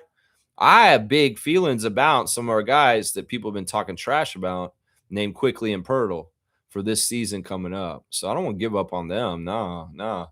Yeah, Kyrie to Miami. Well, why not? Just make Miami an old folks home with a bunch of all-stars from the last 10 years, Klay Thompson, Giannis, and all this garbage. Bam, Adebayo, and Kyrie. Why not? Just go ahead and build that super team again, Pat Riley, with that bullshit. I'll be happy for Irving if he escapes Adelson. That's what I would say. You know that she spent like 600 million, $60 million already on this midterm election to try and buy the election, the owner of the Mavericks. So yeah, get the hell out of there, Kyrie, as fast as you can. Seymour saying this: Draymond taking shots at Clay. I'm dead. I don't mind that. Seriously, in some ways, I don't glaze Klay Thompson like some people. People say Klay Thompson this, Klay Thompson that. Fuck all that. Klay Thompson's not shit without Steph Curry. Seriously. Everybody talks about Klay Thompson's one of the greatest. He's a Hall of Famer. Bullshit. If he wasn't on a team with Curry and Green, he's nobody in this league. Yeah, I said it. I don't give a crap about how fast he scored points or if he's had highs or any of this shit or his 3-point shooting or any of that crap. Dude is overrated. And there's way too many young people that rate Klay Thompson way too high in the history of the NBA. He's nothing without Chef Curry. He's nothing with Draymond. And I don't even know what Draymond said, but I'll probably get behind it. I don't even like Draymond. But if he's going to talk trash about Klay Thompson, I'm all about it. I'm all about it because Klay Thompson is one of the most overrated players in the history of the NBA, in my honest opinion. In fact, some people talk about him as being up there on the same level as Curry. No way. He's not even close. There's no way Klay Thompson is as good a player without Curry next to him because Curry takes all the gravity off so he can be who he is, Klay Thompson. So, yeah, Klay Thompson's washed. I don't give him any respect. Scotty respects and loves Klay Thompson so much. He was talking about him the other day doing the 2K stuff and doing builds and stuff. And I'm like, man, I don't get it, man. I don't see this shit. Y'all, I guess when you're younger and you've seen the Golden State dynasty and you've seen all this stuff, people overglaze Klay Thompson. I don't believe he's that good. I believe he owes a lot of his success to his teammates. I'm going to say that. And it's not just those two I named. There's a lot of other people that played on the Warriors over the years when they were winning, like Iguodala and Looney and all kinds of different people that were helping Klay Thompson look good. Trust me. Yeah, that's how I feel about it. Kaz is here. Good morning, Lex, in the Raptor Free Crew. Now, Kaz, he's beating my ass in the fantasy in the playoffs right now. Oh, my gosh. He's got a 100-point lead. Let's check in with our Raptor Freak WNBA Fantasy League. Yeah, 406 to 306 right now as it is this morning in our matchup in the second round. Winner will go to the championship finals. And right now I got some ground to cover being down 100. And the other one, Fiercey's got a huge lead over Jamie. So Jamie's got a lot of work to do. I don't think it's possible for him. It's 261 to 97. So Fiercey's pretty much locked in to get the championship round and be playing for the championship after this week. So we'll see. It's looking like Fiercey versus Kaz right now, and Lex is going to fumble, even though he has the best record in the regular season in the playoffs to Kaz. Trucker Kaz is powerful here. And the other brackets, we'll just go over them real quick. Kareem is losing to Cool Cat. MK is beating James, and in the constellation bracket, JP is beating Mike in that one. Yeah, Kaz, geez, man. I don't know. I think part of it is Caitlin Clark's only playing once this week, and she's a huge point scorer for me. And also the Lynx are not playing a whole lot this week either. And that's backfiring on me this week. So some of the people that don't have a lot of games this week are some of my strongest players. And I'm not getting as much contributions from them because they only have like one game this week. So maybe I can catch up. Caitlin's going to be playing tomorrow. And the Lynx will have a game, I believe, on Saturday or Sunday. And I'll get some points out of Nafisa and Kayla McBride and Courtney Williams, hopefully then. We'll have to see. Yeah, Seymour's saying, stop acting like it's 2017 Clay media. I know. I'm with you on this. You're getting a dunk for that, Seymour. I know. They act like he's this or that. He's washed. He's just like Bradley Beal. He's washed. He's going to sit at the end of the Miami Heat bench. He's barely ever going to play. And he's going to just ride the coattails trying to get a ring chase with Giannis and Bam. That's what he's going to do. He's not going to be a meaningful contributor. Trust me. 93 on the dunk chart for Seymour. The way they talk about Clay is ridiculous, honestly. It's ridiculous. They should be talking about Pascal Siakam more than Klay Thompson. Pascal Siakam's a way better player than Klay Thompson is. Way better player. Yeah, yeah. Let's keep going. Smooth saying this: too much to give for Kyrie, man. I love him, but not all that price. Yeah, that's the same with me. Last year our position with our team and our roster and our salary cap was a little bit more flexible to kind of land Kyrie and do it in the right way, but not right now. It doesn't work. In some ways, we just got to get this deal unpaused and accept Claw return and let Kawhi be the needle pusher for our season this year as far as upgrade and pushing us even higher in the standings and a better record and in the playoffs at the end of the year. That's our needle pusher. It is Leonard. And Leonard's going to be good enough. In some ways, people get so crazy. They're like, I want this person. I want this person. Oh, we got Leonard. Let's get Kyrie too. Let's get Steph Curry. Yeah, I heard Steph Curry's coming to Toronto. His wife is Canadian. Did you know that? Oh, for sure he's coming. If his wife is Canadian. Oh, yeah. KT saying this. I'm referring to the WNBA team in Washington. Apparently, that's what they like to be called. So the commentators, Tamika Catching, said that on the air. Pretty dumb. So wait a second. That's why you said, so how about the young hoes? Is this like Kiki Arifin and Sonia Citron are young hoes? Is that what we're saying? Hey, listen, I thought we just did a new CBA for the WNBA. They're getting paid better. Do these women have to go put on the red light like Roxanne in Washington's red light district? Put on the red light. Sonia Citron, you don't have to put on the red light. Roxanne, put on the red light. No, they don't need to do this. How about them young hoes?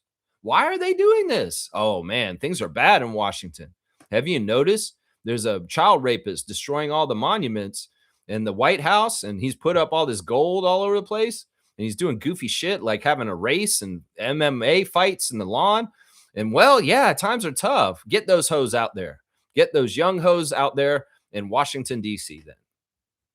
Yeah, I don't know about this. I mean, WNBA, what are you doing? Seriously. I mean, is this empowerment? Is this like, black people taking control of the N word? It's like, yeah, we're taking control of this. We're hoes. We're unapologetic hoes, and we're cool with this. You can call us the hoes, the young hoes, Kiki Arifin and Sonia Citron and Shakira Austin and all them. They're hoes. They're Georgia Amore. You're a hoe. You are a hoe. This is weird, man. They're doing this? Seriously? Really? Really? Something's wrong in Washington. Lots wrong in Washington.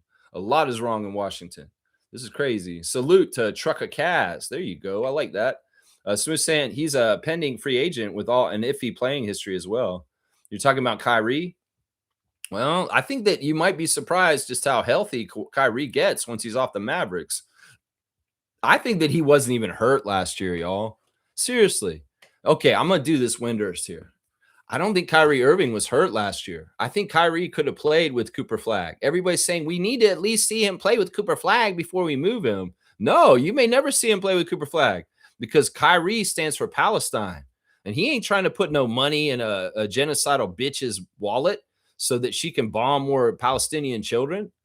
It's a matter of principle. I mean, you could cut and dry. This is convictions here.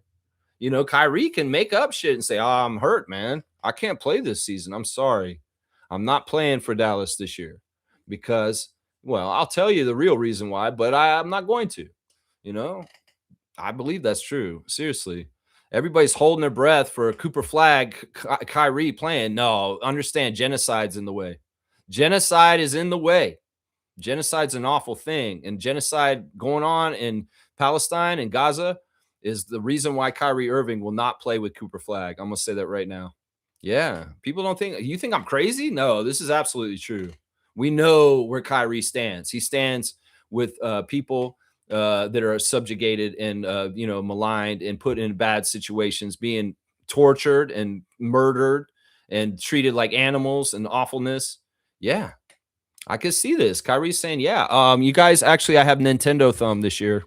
I'm not going to be able to play. 2K came out. I love it. I'm playing it all the time. Yeah, my thumb hurts. Yeah, I'm sorry. I can't play, Dallas. Sorry, Masai. Yeah, I'm hurt. I can't do this, Masai. I'm sorry, Masai Ujiri. I cannot play for you. It's my Nintendo Thumb. Sure. Yeah. Yeah, that's what it is. It's Nintendo Thumb. That's right. That's right. Trevor's saying this. Sometimes you don't get to see players working out. So because you not see them, not everyone gets to see them putting work on the court. Yeah, you do. In this day and age, come on out, Trevor. Don't be silly. These people have YouTube channels. They're putting out propaganda of them working out over and over again. I've seen Jamison Battle working out every summer. It's not like this is special news. I see Jamison Battle doing dribble skills last summer. And I was like, man, he needs to really work on his dribble skills because it's awkward. It's like in some ways, I get it. You give him a project to work on how to get his shot open for himself, like Kiki Rice. And in some ways, Jameson's a spot shooter. He's like good at catch and shoot, but to put the ball on the floor and dribble and then put the ball up, that's tough for him. He's still learning. I've seen extensive footage of Jameson Battle working on this last season and this season. This is not news, man. Seriously, Scotty videos of him working out, Colin Murray-Boyles videos of working him out. There's videos of these guys working out. This is just the time in the season. You know, Rico Hines runs, all kinds of stuff. We see all this stuff. It's going on. That's right. We've seen it. That's right. Smooth saying this. Last time he played 65 games was in 2019. Well, we have to remember the pandemic happened and he wouldn't get the jab. So he had to miss a whole bunch of games in 2020 because he couldn't cross a border. He couldn't do this. He couldn't do that. That's right. That's right. Klay Thompson is a creation of today's game. That's all. Yeah. I like this. I know what Reggie means. He's not necessarily saying this as a compliment. That's right. Some people think Klay is better than Ray Allen. I know. Well, we were talking about this on Scotty's Twitch. He brought this one up. I think this is the exact one we were talking about. Who's better, Klay Thompson or Ray Allen? And I firmly was in Ray Allen's camp. And you got to understand that, you know, there's younger people that didn't see Ray Allen at the beginning. And that's part of the problem. They may know Ray Allen from, you know, Boston and Miami, but not Ray Allen from Seattle and Milwaukee. And that's the problem because they didn't see he got game, Ray Allen, from the very beginning of his career when he was not just a three-point shooter, he was attacking the rim like Iverson. You know what I'm saying? Like they don't know this, that UConn's Ray Allen used to go up and get in the air and throw it down on people's heads. And Klay Thompson never did that shit. Never. Did Klay Thompson, was he ever a franchise player that carried his team, was the number one option and carried his team like Ray Allen did in Seattle? No. In Milwaukee with Sam Cassell and Glenn Robinson, Ray Allen was still the number one guy there carrying that team and kicking ass. Vin Baker. They were all there, but Ray Allen was the man. These youngsters just don't have the context to understand that Ray Allen was a number one option in his early career. He may have been a second or third option in Miami, but he was a number one option in his early career. And he was dunking it and throwing it down on their heads. And he had 3 levels a game. He had that 3-point shot. He had the mid range. He had the attack the rim. And he was one of the leading scorers in the league. And Klay Thompson never did any of that shit. No, he never did that shit. So I tried to make that argument in Scotty's Twitch as an old head. Say, y'all never saw Ray Allen when he played in Milwaukee, I guess. You never saw what he did there, did you? No, you didn't. And that's why. Yeah, Klay played his whole career while he was successful with 2 other guys that were better than him. And they brought him up. Ray Allen was the one-man show in Seattle for a while there. He was like the only guy. Dale Ellis was like old and retiring. And Ray Allen was the guy. Ray Allen was the guy. That's right. I know, Reggie. I think this is an age thing. I think people just don't know their history of the NBA and understand just how powerful some of the past players were. And they just saw the end of their careers and they didn't understand. You know what? They didn't understand. Kareem Thomas is saying if it was the Splash Brothers, after he left Golden State, he became just a brother. It's true. It's true. You know, I don't know why Klay left Golden State. He wanted to get more money. Maybe he wanted to show that he's a bigger star out of the shadow of Curry, but it backfired. In fact, it may have actually proven that, yeah, you're only really good because of Curry. Because I don't think he's been very good ever since he left Golden State. Did he do jack shit in Dallas? No, he didn't. He was hurt most of the time. And he was like in his own feelings and like, oh, why am I here? This sucks. I don't want to be here. Get me the hell out of Dallas. That was pretty much halfway through the season last year. So yeah, I mean, I'm with you. I even while he was still on Golden State, the last couple of years he was washed on Golden State already.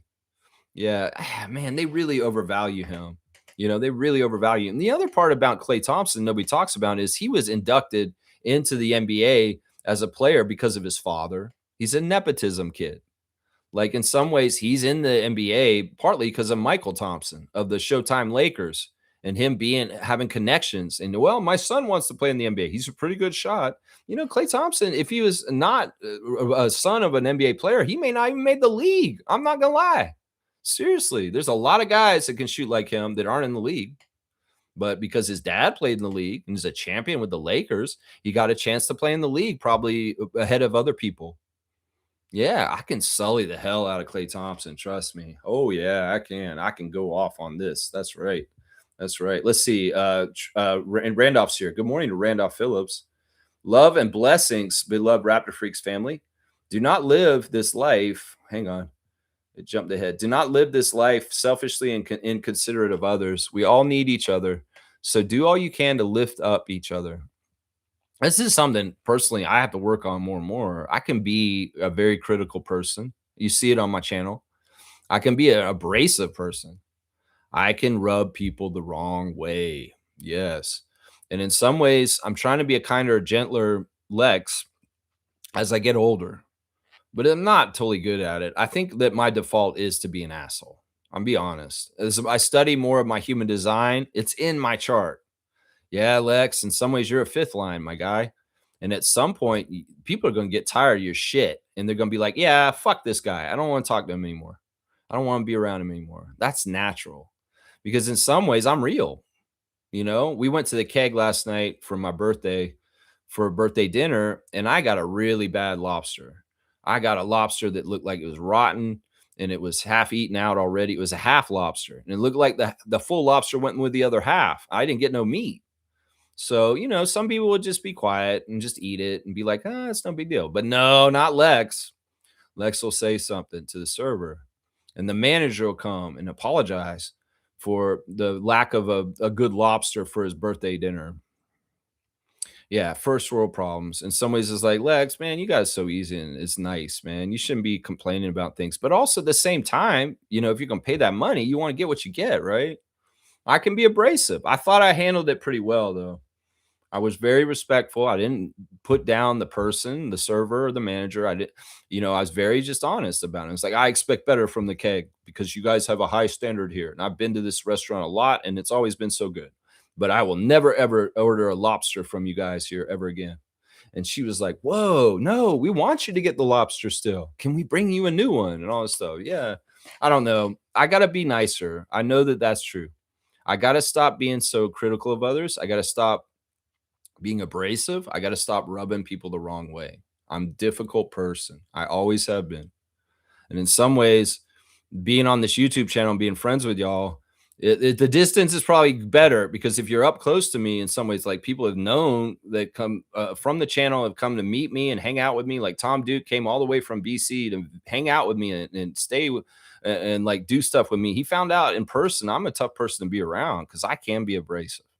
I'm trying, Randolph. I'm trying. I'm going to do better. As long as I try and get 1% better every day, like Darko and the Raptors, I'll do better.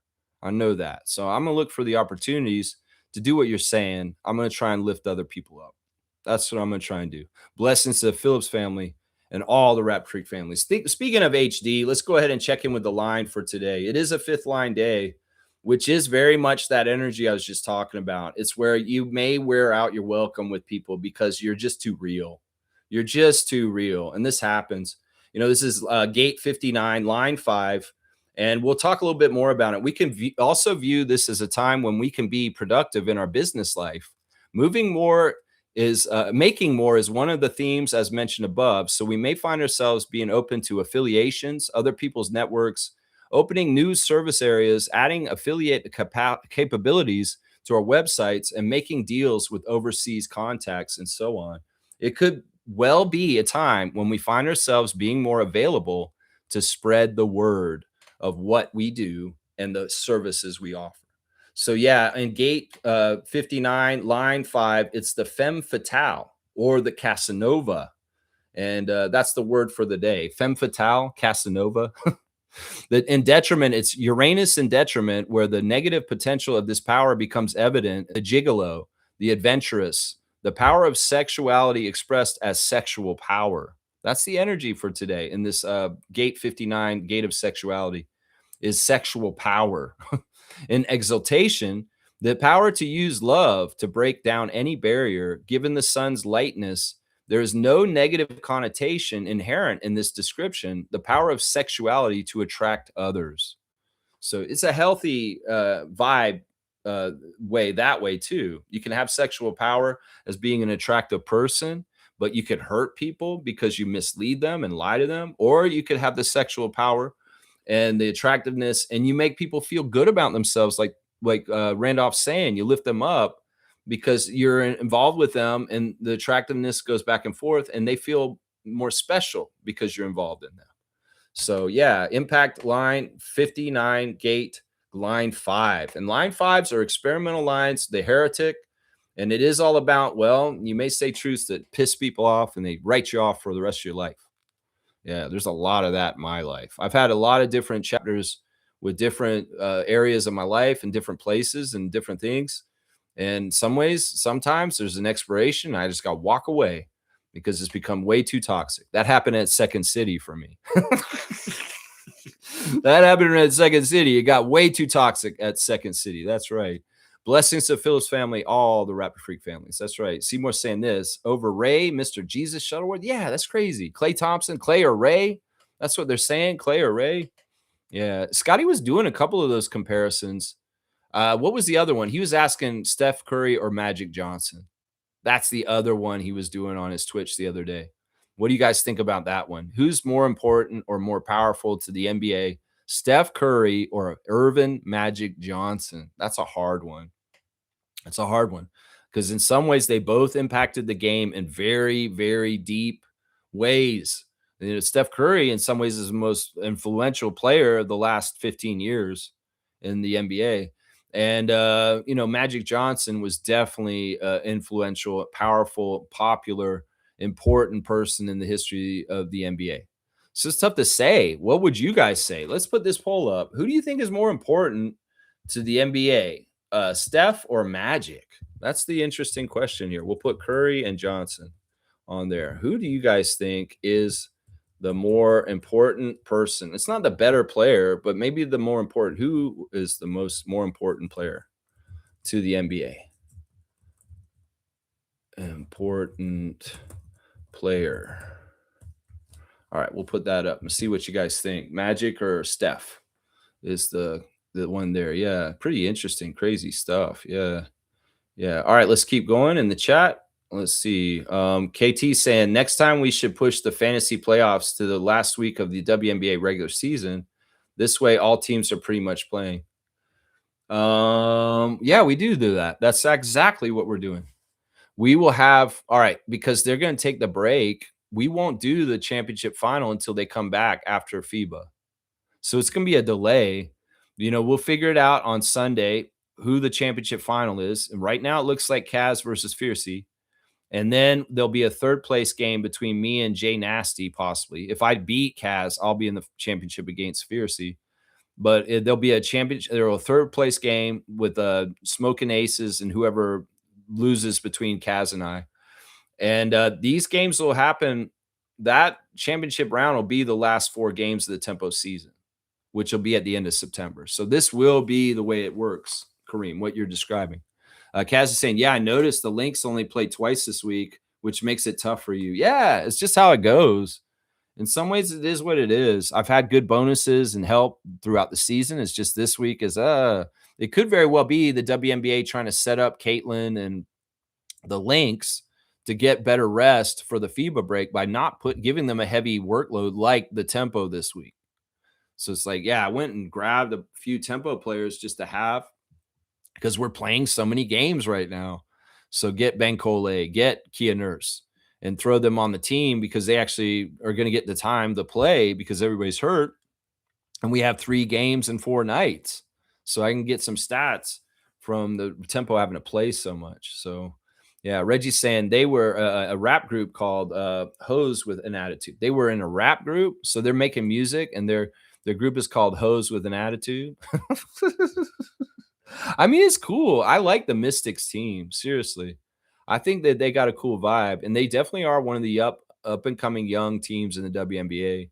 Like they have a cool vibe. They've got a really interesting mix of players. I think Sonia, with her kind of sensibilities and who she is, mixed with Austin and Irafin, is very interesting mix because they come from different walks of life, and there's a certain kind of melding and gelling that team has is very cool. It's very, very cool.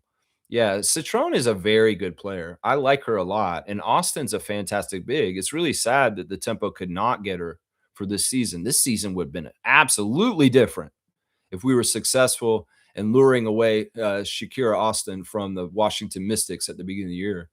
Man, this year would have been so different. That's right. Seymour saying this 2K computer runs the Clippers better than the actual owner and GM over there. Yeah, that's probably true.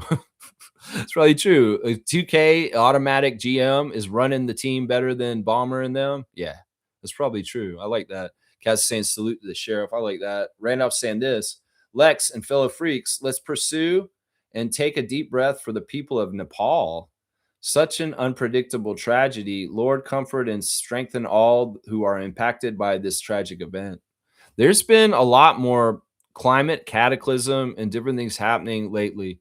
The earthquake in Colombia is a huge, bad, awful thing too that we haven't talked about. But I haven't heard about the Nepal thing. Whatever happened there, I'm sad about it. The people in Nepal have been subjected to a lot of weird stuff over the years in bad ways politically. And I hate to hear any kind of, I'm going to guess that unpredictable tragedy. Was it a climate thing? Was it an avalanche or an earthquake? I don't know. I haven't looked at the news on this, so I wouldn't be able to tell. Yeah, either way, I don't want suffering in this world. I want people to be safe, protected, and looked out for. And I know that the creator above does that to an extent, but there's so much going on in this world right now, whether it's wildfires, whether it's earthquakes, whether it's hurricanes, whether it's genocide, whether it's war, whether it's famine, whether it's there's so much crap going on right now. So when I do prayers, I always say a prayer for everybody around the world to be protected from things that would harm them, whether it's man-made or climate-made. Because there's a man, and we've done so much bad stuff to our climate that this is going to be more regular. It's going to be more dangerous. There's going to be a lot more weather patterns that are not helpful to humans because we've not been taking care of our planet.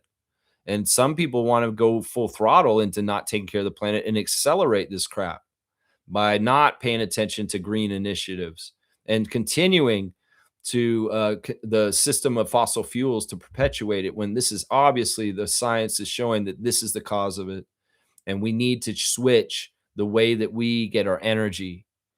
We should have done it years ago, but we have powers that be are in charge that have power and money behind it to hold the status quo when we're basically going to destroy our planet just for a little bit of short-term profits now. So dumb, so short-sighted, and such a selfish thing for people that are in charge to do that. Very, very selfish. But yeah, we'll definitely do some prayers for the people in Nepal. Kaz is saying the Mystics getting a top 3 pick with having a 23-16 record feels wrong to me. Yeah, that's what I'm hearing, that they have the rights to, is it Seattle's pick? Like, that's crazy. So no matter what happens with the Seattle, Washington's going to get their pick. Well, the Mystics are really set up to be very good. In some ways, they mirror the Wizards, but I have more confidence in the Mystics to do well than the Wizards. I do. I do. Yeah. Reggie's saying Ray Allen was almost as good as Vince Carter, man. Yeah. I mean, in some ways, I would make the argument, because I always make the argument about sizzle and steak, that Vince Carter was more sizzle and Ray Allen was steak because, Vince was a showman. Vince had powers. Vince was clutch at times and hitting big shots and making crazy in-game dunks, but he wasn't fundamentally as sound and just as like solid as Ray Allen was. Ray Allen was a bucket. Ray Allen was the kind of player that you would mimic the way he shoots, make yourself a better shooter. And I don't know if you say that about Vince necessarily. I mean, Vince has underrated handles. Vince has a lot of great skills. But if you really think about their careers and around that time in the 2000s, Ray Allen's a more dependable, fundamentally correct player than Vince Carter. For sure. For sure, man. Yeah, KT saying, yeah, people forget Ray Allen was a high flyer in Milwaukee. I mean, his highlights from back then, I mean, youngsters need to get on YouTube and look for Ray Allen dunk highlights. They see Ray Allen when he's washed with his back, but he's still a good three-point shooter on that Boston team that won the championship with Garnett, on that Miami teams with LeBron and Bosh and whatever was going on there. And they get the wrong idea because they see him at the tail end of his career. They got to realize when he came in with Steve Nash and Kobe, he was badass. Like, he was really amazing when he had his hops early in his career. He was amazing. I mean, he was one of my favorite players at that era. Seriously, he was fun to watch, and you couldn't help but root for him because he was an unassuming, not a cocky guy. He went about his business and he kicked major ass. And he was the kind of guy that you would root for because in some ways he was an underdog, even though he was so powerful. That's what I remember about Husky Ray Allen. That's what I remember about him right there. Yeah, Smooth saying this. I can't believe people actually think Clay is better than Ray. I can't believe that. Well, it's honestly youngsters. And it's really that, like, Clay's career is still going on. Ray Allen's been gone for a long, long time. And they haven't seen him enough. And they saw the tail end, and they only saw the later stage of Ray. They didn't see the early stage of Ray. So in some ways, they got to go educate themselves and find out. That's right. That's right. So we're saying pray for Nepal. Yeah. Yeah. That sucks, man. That sucks. I don't know what happened exactly. It makes me cry. They're peaceful people. Was there some sort of weird slaughter or something? I don't know. Either way, I pray for them and just wish for the good things, man. Seriously. KT saying Magic is the more important player of the two, but Steph Curry has changed the game with his three-point shot. I think this is accurate. Personally, Steph ruined the fabric of the game, but I can't hate because he's the best shooter. Yeah, you can't really hate what Steph did. If it wasn't him, it would have been somebody else. So at least it was Steph, a likable person, a person that we all kind of like. You know, Steph's a good dude. In some ways, you can't get mad at him. I like him, even though, he was at odds with us in the Golden State Toronto finals. I love Steph Curry. I think Steph Curry is awesome.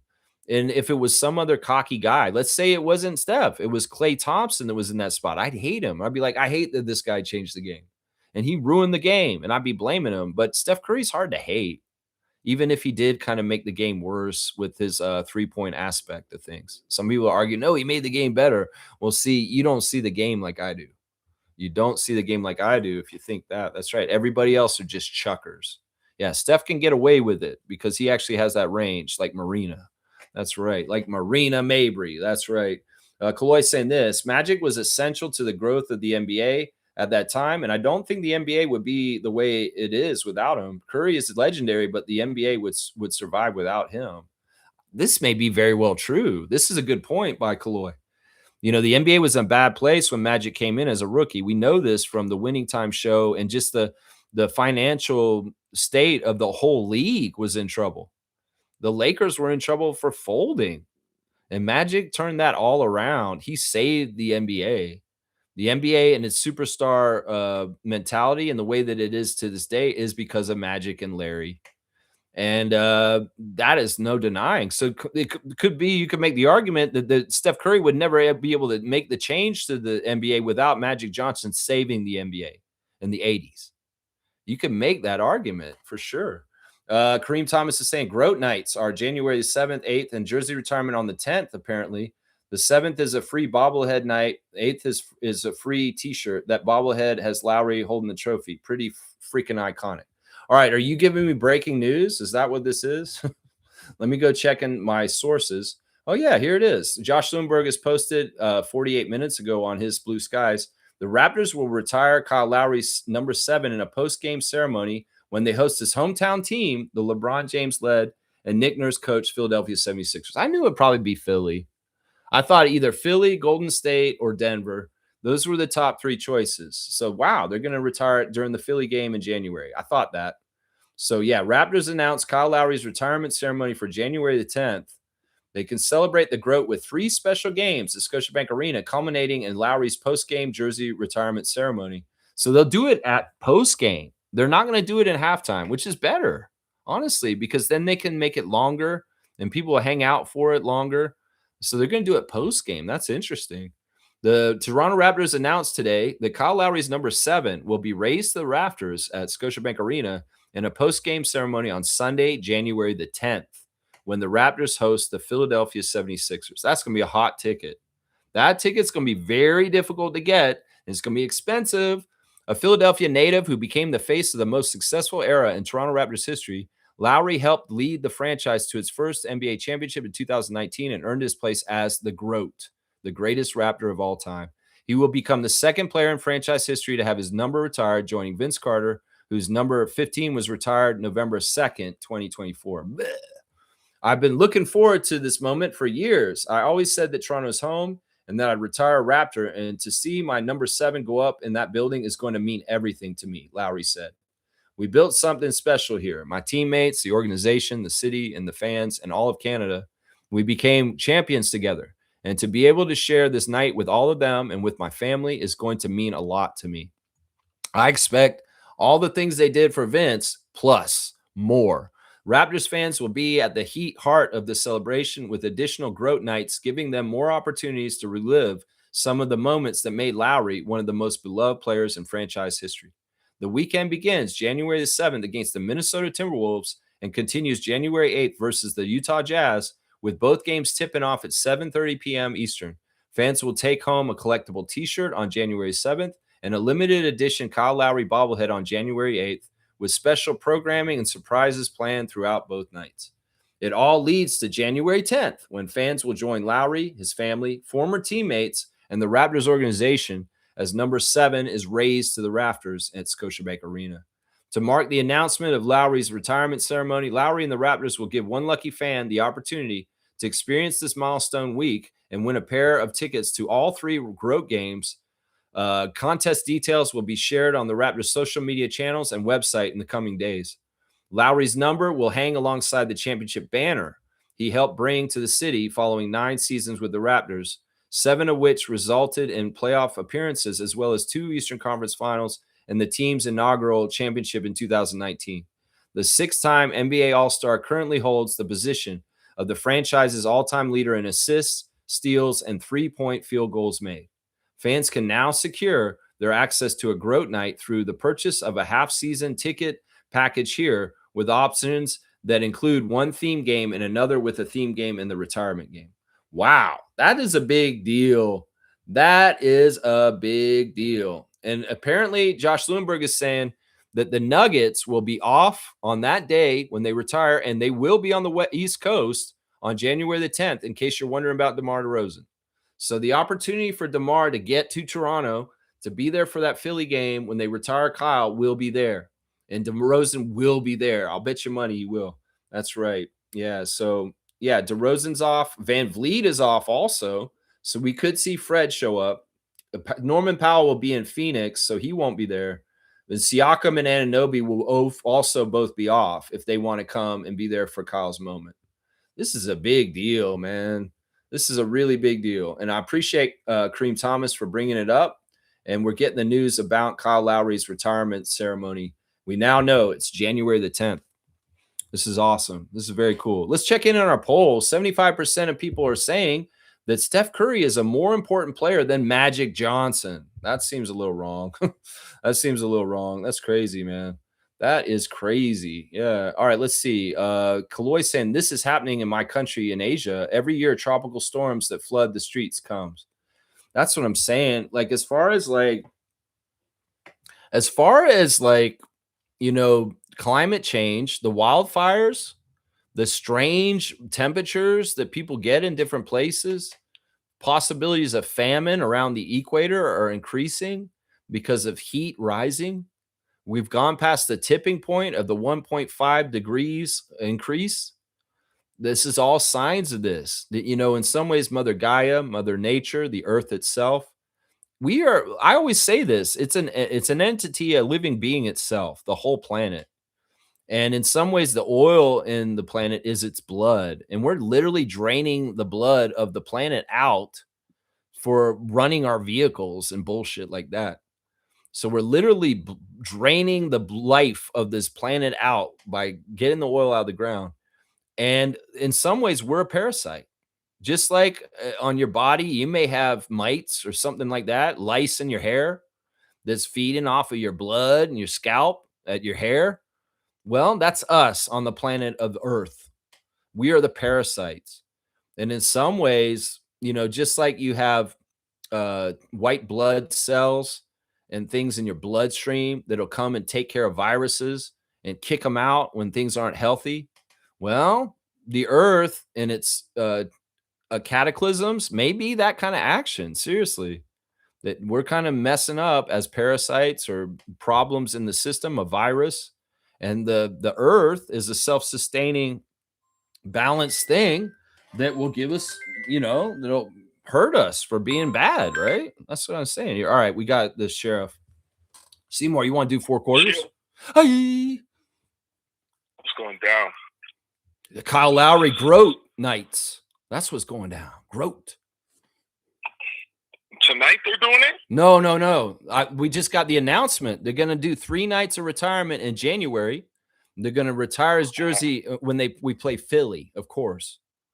So, yeah, that makes sense. January 10th.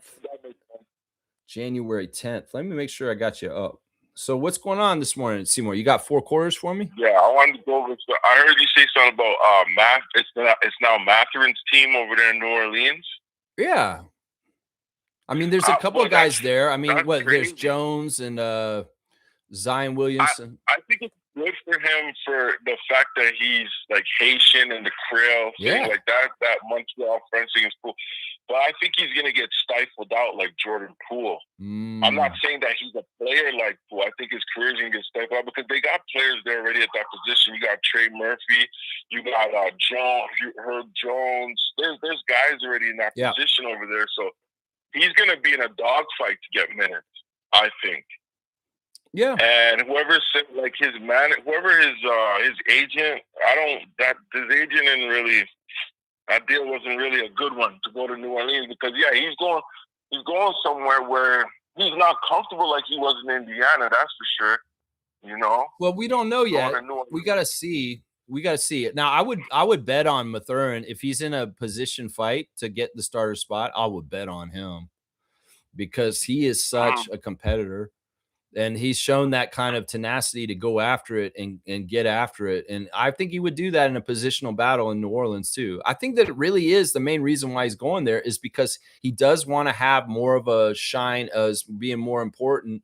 The whole thing that happened in Indiana is tough. I mean, he was on line to probably become a starter, but then they traded for Siakam, and that kind of put him on the back burner perennially because Siakam is Siakam, right? So, and even in like Clippers, if he gone there and stayed there, maybe it would. I think he has more of a chance in New Orleans. I do, but we'll see. You may be right. It could very well be because I think that I've also heard New Orleans is trying to move either Jones or Murphy, right? Yeah. Murphy's name's coming up a lot. Yeah. So who knows? There may be still a little bit of a shuffle or whatnot. But that's a great first quarter. I like your concern for Benedict. I like your concern for him. Yeah. All right. And I'm not taking no shots at the WNBA. I just think the whole situation with Cantor and Royce is sort of rubbing me the wrong way because it's very disrespectful what they've done. Yeah. If they were doing that as a sign of where they're trying to bring awareness, and for whatever reason, I think they went about it wrong because you sort of belittling the league. It's just not a good look for a league that's it's insincere. It's insincere. It's a slap to the face. Yeah, he's using some bullshit. Like he's saying, I'm protecting women. I'm doing this because I want to protect women. But you're absolutely kind of on the down low being low key abusive towards women is what it's more like, I mean, challenging a woman in the middle of a game to a fight. Like, what is this? No, he's an idiot. And we did find out that the Chicago Sky has banned him from their games for life But I would like to hear the WNBA ban him for life, the whole league, because I don't want to see him showing up in Toronto trying to pull that shit at Coca-Cola. True. Yeah. Yeah, it is just disrespectful, man. Like, that's super disrespectful. And I think it is taking, like, a person like me, who I don't know a lot about the league. I more come to the chat to hear what you guys say about the WNBA and stuff. Yeah. And it's growing on me, because I would say last year I had no intentions of watching WNBA, but now that Toronto has a team in there, it's like we have something to fight for. Right. We got a representation for ourselves. Yeah. So it's growing on me. But then when stuff like this happens that belittles the league, it's sort of like they're making the league out to be like a joke. Yeah. You know what I mean? Exactly. And I don't like that. It's very disrespectful. It's interesting. In some ways, it seems like you're describing that it's having the backwards effect. Like maybe even that's Cantor's whole point, is he's trying to make it a joke and belittle it on the down low, but it's having an effect on people like you, is saying, you know what, you're an asshole. You know what? I want to respect the WNBA more because of jerks like Royce and Ennis. Yeah, I can see that. Sure. I can see that. Well, that's awesome, man. Everybody's going to come around to it at their own pace. You know, I don't look down on anybody who didn't get on this tempo train with us immediately right away and get as passionate as we have. I figure everybody's their own person, and they'll naturally either be into it or not. You can't force anybody to get into it. If it catches your eye and you get more into it as time goes on, that's fantastic. But if it never happens, also, it doesn't change you're a Raptors freak. And we can still talk basketball on this channel. So, yeah, I love that you're more open to watching WNBA, partly because of this idiot. Yeah, for sure. Okay, so another thing I want to throw at you. Yeah. What's your take on the center position for the Toronto Raptors going forward right now? We're talking today. Yeah. Right? What is the outlook on this? Because for the last, 3-4 years, I think, going into draft night, we're like, okay, we're rubbing our hands for Malawak. We're rubbing our hands for a big. We really haven't, I don't think Bobby really has addressed that, because we had that, what's that guy's name? Jamar Sharp? Jamarian Sharp. Yeah. What's your thoughts on the center position for the Toronto Raptors right now? I think we're all right. I think that in some ways, some people have brought up, yeah, we don't have a whole lot of true centers. Jakob, Biddle, maybe, those two. But we do have a lot of guys who can play small ball center. Scotty, Colin, Jemison. Jemison's another guy we're forgetting about, because Trey Jemison's a two-way, and he will be available to Darko in the big club, and he is a big man. Like, Jemison is a true power forward center, and he can hold space. In some ways, I'll be very intrigued to see what kind of level of contribution he can do in the NBA. Obviously, we're going to see him on 905 too, but he could be a whole X factor that we're not even adding into the mix as far as things. I mean, Colin's going to be a better player in his second year. He's going to be stronger. He'll be smarter. Jakob hopefully will have a very healthy year, and he can be a true center for us, a true starting center. But if the game's speeding up, we can always make the option to go to small ball and have Scotty and Colin out there running at 4 and 5. And there's nothing wrong with that. It's just you want to have Pirtle available when you have to play people like Embiid and Jokic and some of the very big bigs that we need. So it's like he's essential and he's good to start. But I just hope that he stays healthy. That's the biggest concern. Is Yak has to stay healthy. And we may not have the depth exactly, but go ahead. At the same time, too, I like you're right when you say we could lean back and play the small ball bigs with CMB or Scotty. But the thing that I don't like about that is I feel our team goes as far as Scotty and CMB carriers. I'm not putting Kawhi in there yet because I don't know what's going on with this whole Kawhi That's thing, fair. Whatever. But I think our team goes as far as RJ, Scotty, and CMB take us, right? Yeah. And by putting those guys into the 5 position, you're looking at these guys getting hurt. Like CMB has a history of being hurt. We drafted him as a hurt player coming out of college. Yeah. Scotty has got nicked up a couple times in his tenure of being a Raptor. And I feel like if those guys are playing the 4 position, they're all-star caliber, you know what I mean, at that position. them. Yeah. But now when you stretch them to the 5, you're asking them to do outside of their perimeter. That's like asking the guy who's cleaning the dishes in the back of the restaurant to go up front and handle the cashier at the same time, right? Like you're asking them to go out of their perimeter. And I don't like it. They're definitely good. We've seen them do it. We've seen CMB match up against Jared Allen, which I never thought I would see the way he matched up against them in the playoffs. But I just don't like it because I feel like we're using them outside of the parameters, injury which risk. hurts our overall look. Yeah, I hear you. I would say this. It's really important for Coach Rajakovic to read the opponent's lineup and act accordingly. Like it's okay, like if the other team's doing a small ball too, to do what we just talked about. But if there is a big out there that's very powerful and strong and is likely to, it's not that Scotty or Colin's not strong enough to deal with any center. It's just I get what you're saying. We don't want them to be at more risk for injury because they're playing out of position against a bigger guy that is possibly a problem that way. That's why, in some ways, having a healthy Yak and having him out there for those situations is better than playing the small ball lineup because we're forced to because he's hurt. And possibly the things that you're talking about. I think that they're both strong enough to play center, Colin and Scotty, but the issue comes to height. It comes to like whether the people are able to shoot over them because they're not at the same height because they're not true 7-footers. So, that's kind of what it is there. I think we can get away with it, and we've done it a lot in Scotty's career already in these 5 years, but we need to really have a healthy Yak and utilize the center versus the true centers when that happens. But if they're going faster and they're going small ball, we can easily match that also. So it's kind of like you got to match what the other team's doing at that time. And maybe if you have an advantage from going small ball against a really big center because you're getting up and down the court, it is actually working out, and it's actually good to play a small ball against a slow true center. I don't know. It's really situational, and a lot of it has to do with what the other team's personnel is what I would say. So, but I'm confident. I'm confident with what we're doing with our positions at center this year. But I am banking on Jakob having a mostly healthy year. Biddle's another X factor. We're going to just have to see how much they'll use Nate Biddle.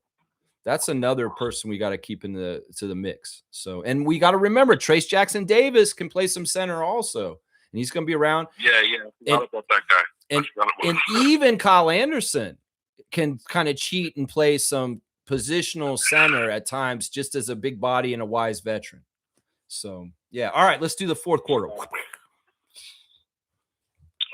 Fourth quarter. What do I got for you for fourth quarter?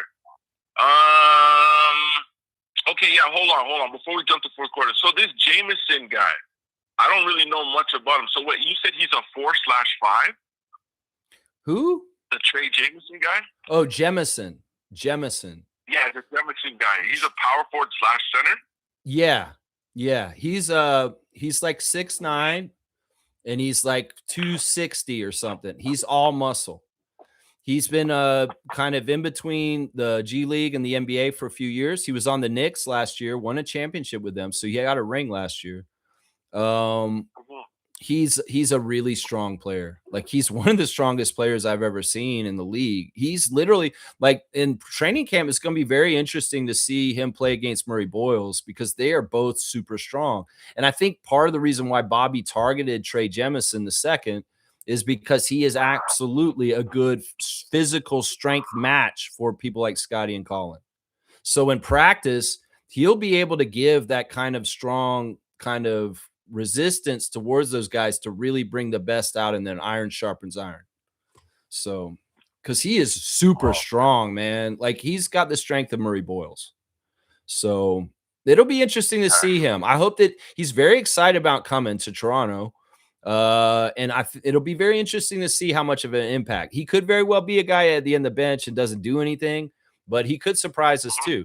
Because part of it is Bobby's determined. I think that Jemison is at that point in his career professionally where he's either going to break out or he's just not going to be any good.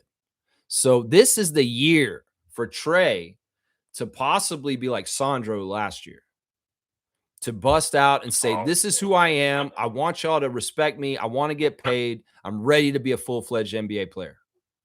And I could see that with Jemison, possibly. We'll have to see. Some of the problems with him are he's not as talented with some of the skill stuff. Like, he's not a very good shooter. And he's definitely doesn't have handles and stuff like that. But he's definitely a big rebounder, a shot blocker, and a person that takes up space. So, yeah, he's just not an all-around guy. Yeah.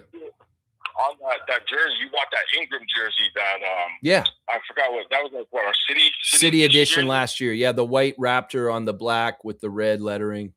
Yeah. Yeah, that so the Raptor on that jersey wore number 19 on his jersey, which was the same number Jakob wore, right? It's also the number of our championship.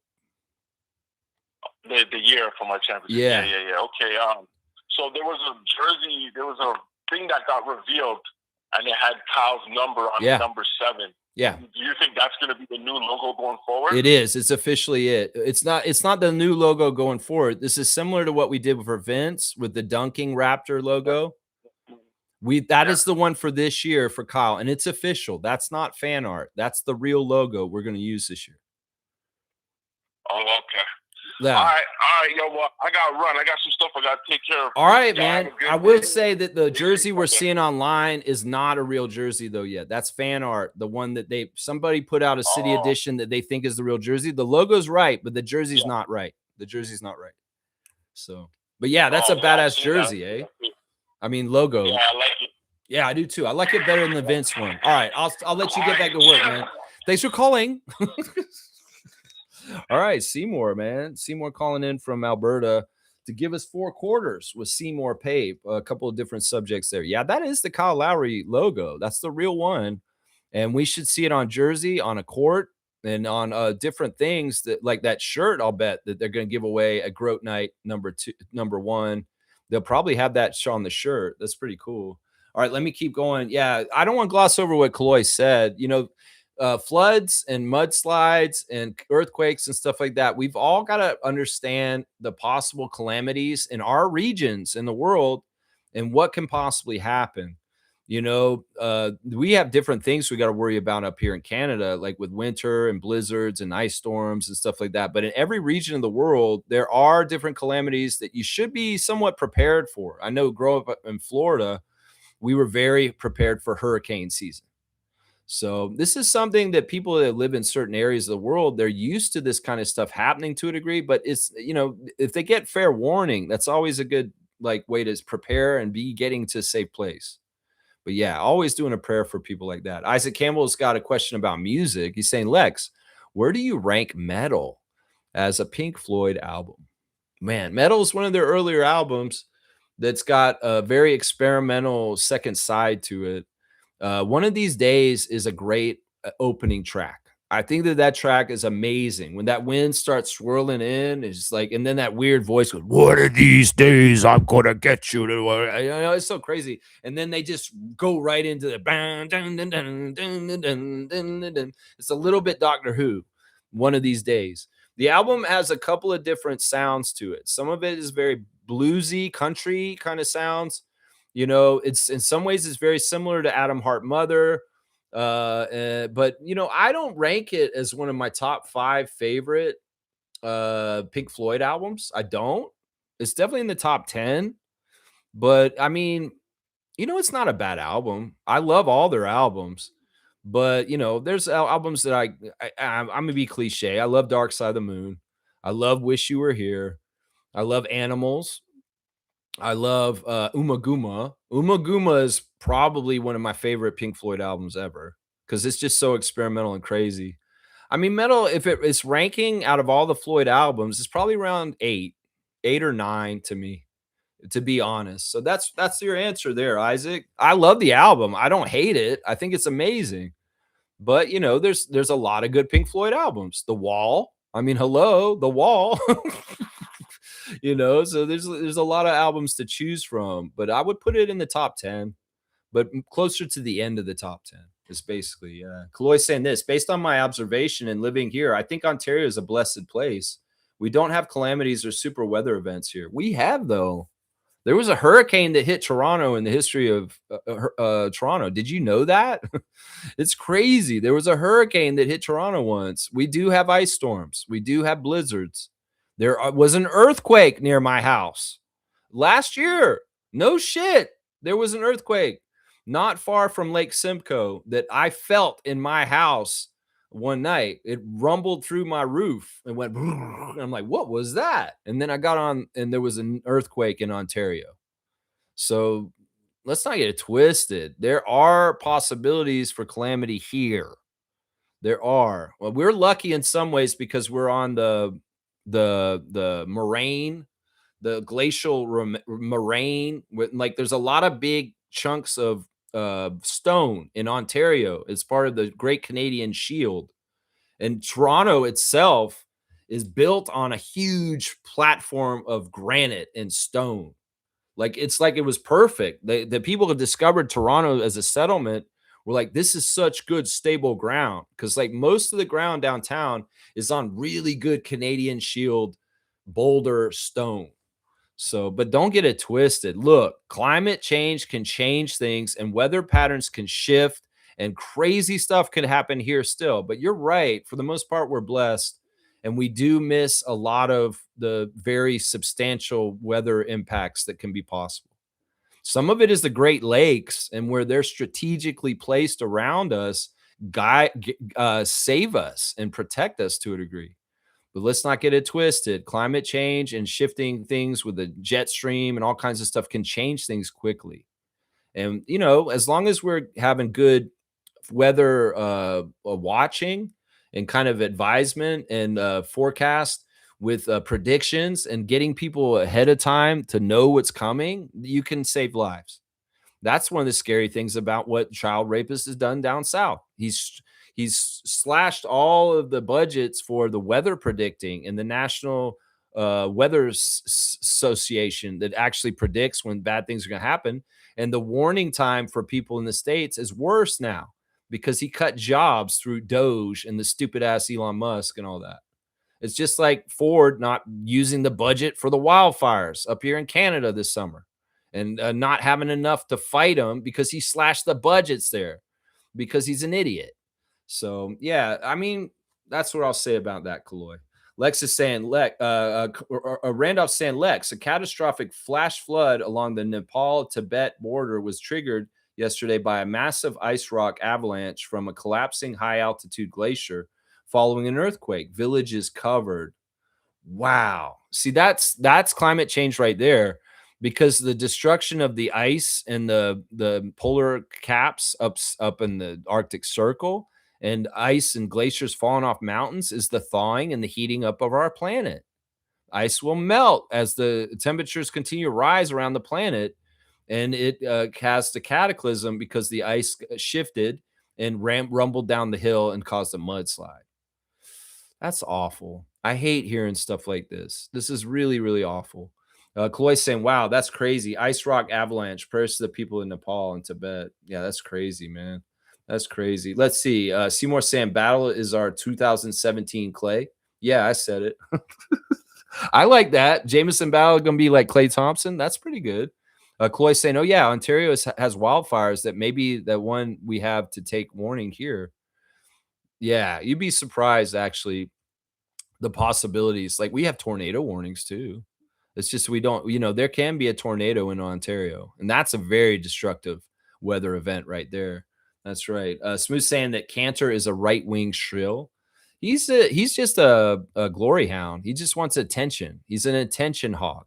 He wants to be staying in the news, so he's just doing stunts to stay out there. Is what it is. He's a willing pawn in an evil game. Yeah. He's a self-serving person. He's doing it for himself. He's not doing it to protect women. He's doing it for Enes Kanter to stand out in front of people.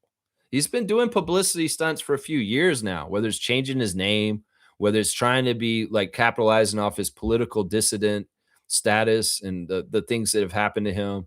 Yeah, he's an opportunist and he's only serving himself. He's not trying to help women. He's not trying to help women. Smith saying, when I look into his eyes, I see a disturbed man. That could care less about his turkey stance. He's a grifter, pure and simple. Yeah. I want to disagree with any of that right there. Smith saying, when you're talking about abuse of human rights in one country and rallying against it in another, please, man. Yeah, that doesn't seem like he's on point for being an authentic, truthful person. That it's like, well, this is not your ethics don't carry to this. Wait a second. No, he needs to shut up and go away, and we need to forget about him. That's the best thing for everything. All right, this poll is still Curry. 67% think Steph Curry's more important to the NBA in the history than Magic Johnson. That may be recency bias right there. I bet you if you asked this at a certain point, people would be like, no, man. All right, let's do the Toronto Tempo Redder of the day. We're in the extreme hardship zone with Kerfuffles 80 once again. And they asked the Tempo players in a question, who on the team is the best karaoke duet partner? And well, the overwhelming answer is Isabel. Isabel. Almost all of them said Izzy. Some of them said Kia Nurse. Somebody said Izzy said Tammy Fakbenle that she'd like to duet with her. But yeah, apparently they did go to a karaoke while they've been on this trip, and Isabel killed it. Like, she does have real chops. I mean, I'm telling you, Isabel can play basketball. She's beautiful, and she has a singing voice. She's got it all. She's got talent. She's got beauty. She's got basketball. She got it all. And all of her teammates recognize that she is a true, really good singer. So that's our Tempo Redder of the day, Kerfuffles, with the post about who is the best karaoke duet partner on the Tempo right now. It's overwhelmingly Isabel Harrison. That's right. She can sing. She can sing. That's right. Let's see. I got to do my straight goods on Canadian goods. And we're doing a really special one today because, Adriana got this for me for my birthday, right? And she went to the Art Gallery of Ontario, and she's like always looking for something interesting to buy me. Well, she found something for me there, and it's this. This is tea, y'all. And this tea is very special. This tea is from the Mohawk tribe of Ontario. Kiba Onish Incorporated is a 100% indigenous owned and women led coffee and tea company proudly located in Mohawk Territory, Ontario. Rooted in the values of respect, unity, cooperation, and peace, Kiba Onish is a pioneering indigenous business within the Canadian beverage industry. They specialize in premium organic and ethically sourced coffee and tea, thoughtfully crafted and inspired by Anishinaabe and Haudenosaunee knowledge systems. Our work is guided by the Anishinaabe principle of Mino Bima Dizin Ziwin, living the good life. And the principle of Kaneko Hireyo, the good mind, reflecting our commitment to well-being, balance, and care in everything we create. So yeah, this is tea, and this is the humility tea. Like Adriana gave me humility for my birthday. But yeah, it's cool. It's got what are the ingredients that it says there? Chamomile, valerian herbal tea, calming with lemongrass, chamomile, and spearmint. And man, when I opened it up, the smell from the bag is so spearminty and so strong. But this tea is fantastic. She got it at Art Gallery of Ontario. But if you want to support Indigenous women and their tea, you can see all the good stuff on here. Proudly Indigenous. There's all the Canadian seals. They're organic and the Canadian made stuff. Turtle Islands sign here, made in Canada from domestic and important ingredients. Yeah, check this out. Seriously. The company's name is Keba Onish. And this is a really good company to support. Not only is this straight Canadian goods, this is straight Indigenous Canadian goods. So yeah, check out this tea if you can. They have love, humility, wisdom, different flavored teas. And if you can't find it online, you could go to the Art Gallery of Ontario. They got it in the gift shop if you want that. So there's my straight goods on Canadian goods, Indigenous Canadian goods. That's right. Good stuff. I'm going to have a cup of this after I get off the show so that I can get my voice back after talking for 2 hours. That's right. That's normal. It's normal. I got to do that. All right. The breaking news has been fantastic today to find out about the Groat Knights and when we're going to celebrate Kyle this year. And I had actually guessed that January the 10th with Philadelphia would be the game. That's the first time Philadelphia comes to Toronto this season. We play them in Philly. The first 2 games, we played them early in the season. And then the last time we played Philly and Toronto was in April, near the end of the season. So that was the best place for if it's a Philadelphia game when we're retiring Kyle. that it would be that. And it makes sense. Nick will be here, and I'm sure he'll want to be a part of Kyle's retirement. And, it's his old teammates too that he just played with last year, like Maxey. So it'll be a special thing. And who knows, maybe LeBron will even feel good about seeing the GOAT get retirement on that day too. So yeah, that's very cool breaking news. All right, let's see. What else do I got? Guys, there's a WNBA top 50 players ranking by ESPN that came out this morning. The player rankings of the top 50 players in the WNBA. And well, we'll go ahead and highlight the Tempo players. Now, Portland Fire only had 2 players in the top 50. The Tempo got 3. And our highest ranked is Marina. Marina is ranked as the 26th best player in the WNBA by them. It says Mabry has been a bright spot for the team, ravaged by injuries that recently ended a 12-game losing streak. With the guard averaging a career best in scoring, tied for 5th most in the league, she earned her first All-Star nod and inserted her name into the most improved player conversation. But the injury bug got her too, and Mabry will be out for at least a few weeks because of an abductor injury, with Tempo coach Sandy Brondello saying it's possible she won't return this season. But Marina's ranked number 26, just after Nneka, who just retired, and just before Natasha Howard of the Minnesota Lynx. Then Kiki Arifin is at 28, Veronica Burton, Dominique Malonga, who we just saw, Carla Late, Arike, Jordan Canada. But we'll get to the next place where a Tempo player shows up, and that will be, and this is surprising. This actually really surprised me. The next Tempo player on the list is at 46, and it's Niara. They put Niara Sabally as the 46th best WNBA player in the league. That's a big deal because she was never on the radar for this. So they're saying that she's our best player after Marina. In the biggest role of her young career, Sabally has been productive for the Tempo when on the court. Her 12 points per game are over twice her previous best scoring average. Her availability is the issue, as it has often been during her career. As she appeared in 24 of Toronto's 37 games, Sabally was coming off a 12-point, 12-rebound, 4-steal, and 3-assist performance against Atlanta when she sustained a calf injury against Dallas earlier this month, and now has been ruled out for a few weeks. So I'm shocked that they ranked Niara number 46 best player in the league. Now, the last player on the list that is for the Tempo that got in at 49 is not Slim Sykes. It is Kiki Rice. Kiki Rice is being ranked as the 49th best player in the WNBA by the ESPN ranking right now. And, Rice, the number 6 pick in the April draft, had a strong start with the expansion Tempo, but an ankle sprain on June the 3rd sidelined her after 10 games. She returned July 28th and has played every game since. Rice has hit her season high of 19 points 4 times and has had at least 5 assists in 5 games. She should be an important part of the Tempo as the franchise grows.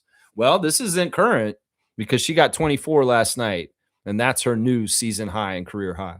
But yeah, Kiki Rice at 49, and at 50, it's Flau'jae Johnson, who we just saw last night. So those are the last 2 picks in the top 50 for the WNBA now, Kiki Rice and then Flau'jae Johnson at 50. It's cool that the Tempo have 3 players in the top 50 in the WNBA. That's pretty good, right? That we have 3 players, Marina, Niara, and Kiki. But Brittany is nowhere to be found, which is crazy to me. Let's do the Raptors Redditor of the day. Today's Raptors Redditor of the day is Step Back Jimbo, and he's actually a Knicks fan. He's come in and said this. Knicks fan here. What are Raptors fans' opinions on Emmanuel Quickley? He was my favorite Knick player prior to his trade, and watching him develop was special. He didn't fit our roster anymore because he did well enough to earn his money, but I really miss the dude on the Knicks. I'm really curious to know how Raptors fans view him as a player, his value related to his contract, and if he's developing in your eyes. Well, there's a lot of different comments in the comment section for this question. Some of them are very stupid. Some of them are astute. I would say this, for my own personal answer to this Knicks fan about Emmanuel Quickley, I see him as a very promising young guard that's still growing and getting better. He is developing, and I'm glad he's in a Raptors jersey. I'm glad he's our starting point guard. I'm very happy with him being our starting point guard. Sure, we've been unhappy with how much he's missed games to a degree, But when he has played and when he has shown up, he's been a very powerful player for us. He's won games himself with game winners, and he's been one of our better shooters, honestly, the last couple years. Somebody who's more relied upon. Then we love to have him on this team, and we're very happy he's our starting point guard. So yeah, there's some noise out there. There may be some negative noise trying to say his contract's bad, or we'd rather trade and upgrade at that position. Not me. I'm perfectly happy with IQ running the show as our point, because once again, he's a true combo guard that fits really well with Scotty Barnes and RJ Barrett, because he doesn't have to be the point guard to contribute. He doesn't have to be the shooting guard to contribute. He can switch either way. And depending on the personnel with him on the court, Emmanuel Quickley is very versatile. He's also a winner. He's the kind of player that will win you games. We've already seen this in the game in Charlotte this past year. So yeah, I'm very happy with Emmanuel on this team. I appreciate his Knicks fans that are still rooting for him from afar. And I'm sick of all the toxic discourse around Quickley. We need to just support our starting point guard and accept him for being that. Everybody is always trying to change players in and out and disrespecting the players we have. I'm sick of y'all. Y'all need to shut the fuck up. You're not the GM and head of basketball operations. Bobby Webster is. So Emmanuel is our decision. You should respect that, and you should root for him wholeheartedly, because honestly, he's going to be successful and you'll be happy in the end. Trust me. So there's my answer to the Knicks Redditor who is asking a question about Emmanuel and what we're thinking about him right now here in Toronto. We love him, and I want him to have his best season ever this year. Best season with health and output and just being a badass. So that's for Step Back Jimbo, the Raptors Redditor of the day, even though he's a Knicks fan. And this is proving that Knicks fans are on our Reddit, because they came right in and said they are. That's right. All right. All right. Let's see what's going on here. All right. I'm going to go ahead and do the birthdays. We have 2 birthdays today. I didn't set them up correctly, so I'll just do it really fast. First of all, we got Reggie Slater is his birthday today. Reggie Slater was an early Toronto Raptor who, he was on our team for a little bit there, but he wasn't like a super important one, but he was a big man for us. Reggie is turning, wow, he's going to be turning 56 today. So, wow, he's up there. I didn't realize he's that old. He played on the Raptors for 3 years. He played the most games of any team in the NBA on the Raptors, 134 games, and he started 28 of them, and he averaged 7 points per game, 3.5 rebounds per game. So Reggie was on our team from 1996 to about 2000. So yeah, happy birthday to Reggie Slater, who is turning 56 today. That's interesting. Also, we got to say a happy birthday to Paris's pride and joy, Mr. Jared Rhoden. That's right. Jared Rhoden's birthday is today also, guys. Jared Rhoden, of course, played in Paris, France this past year. He was on the Raptors for 1 year. He played 10 games for us, and he started 2 of them, and he averaged about 11.5 points per game in the games he was in. So Jared Rhoden, just a Raptor a couple years ago. We love you, man. Always a Raptor. I'm going to say happy birthday to Jared Rhoden, along with Reggie Slater right there. Yeah. 3 players on that list is pretty good. Yeah. If you think about it, what is there, like 15 WNBA teams? That means that, all teams should get 3. Some teams did not get 3. Portland only had 2 players on the list, Bridget and Carla Lake. Some teams did not get 3. Some teams got more than 3, got a bunch, like the Lynx and the Dream. Some of these teams got a lot of players. Do you guys want to know who the top 10 were? Just real quick, so that you know where they look at them and see them. Number 1 was Asia Wilson, obviously. Caitlin Clark's number 2. Brianna Stewart's 3. Olivia Miles at 4, the rookie at 4. Paige Beckers is the 5th highest, 5th player. Jackie Young of the Aces is number 6. Collier at 7. Kelsey Mitchell of Indiana Fever at 8. Alicia Gray of the Dream is number 9. And Aaliyah Boston, number 10. Those are the top 10 WNBA players, according to ESPN currently. That's what they're saying right now. All right, let's go ahead and do the classic card, and we'll get done hopefully in 2.5 hours. We should be done soon. Let me get like another Blue Jay, especially if Kareem Thomas is here. Let me try and get another weird Blue Jay card from back in the day. These are some no-name guys. These aren't Blue Jays, though. They're other teams. I'll do a no-name Blue Jay, a guy that's like obscure for Blue Jays, but I'm not going to do any of these obscure baseball cards just in general, because I do have a lot of baseball cards in here. Okay, we'll do this one. Wow, this one's hard. I hope Kareem Thomas is here, or at least somebody that's going to know their Blue Jay stuff. All right, the chat disconnected. Hopefully it's going to be fine in a second. All right, I'm back. All right, here's the classic card of the day. Do y'all know who this Blue Jay is right here? Let me make sure I look at his name so I know when you guys said it. This looks like a certain famous catcher that was on our team, but it isn't him. Do y'all know who this player is? Blue Jays. Classic Blue Jays, obscure Blue Jay. Who is the classic card of the day? We're in the boys of summer baseball season, and we got to get who is this classic Blue Jay. I'm going to close the poll with Magic and Steph. And let's see if who can guess the classic card of the day. It's this Blue Jays player right here. He kind of looks like Stone Cold with hair. Stone Cold Steve Austin. Yeah. I don't know. Let's see. Who do you guys think this is? If you give me some guesses, I'll give you clues on his name so that you can get the name even if you don't know who it is. If there's a guess, I can tell you a clue on the name. You know, like you say a name and I'll be like, well, it's the same letter starting the name, but it's not the same name. Who is this classic Blue Jay? Is Kareem Thomas still here? Paging Kareem Thomas, Blue Jays freak. Can you tell me who this is? Yes, I want to know. Mr. Greg, are you here? I guess Mr. Greg hasn't checked in today. He could have told us who this is, possibly.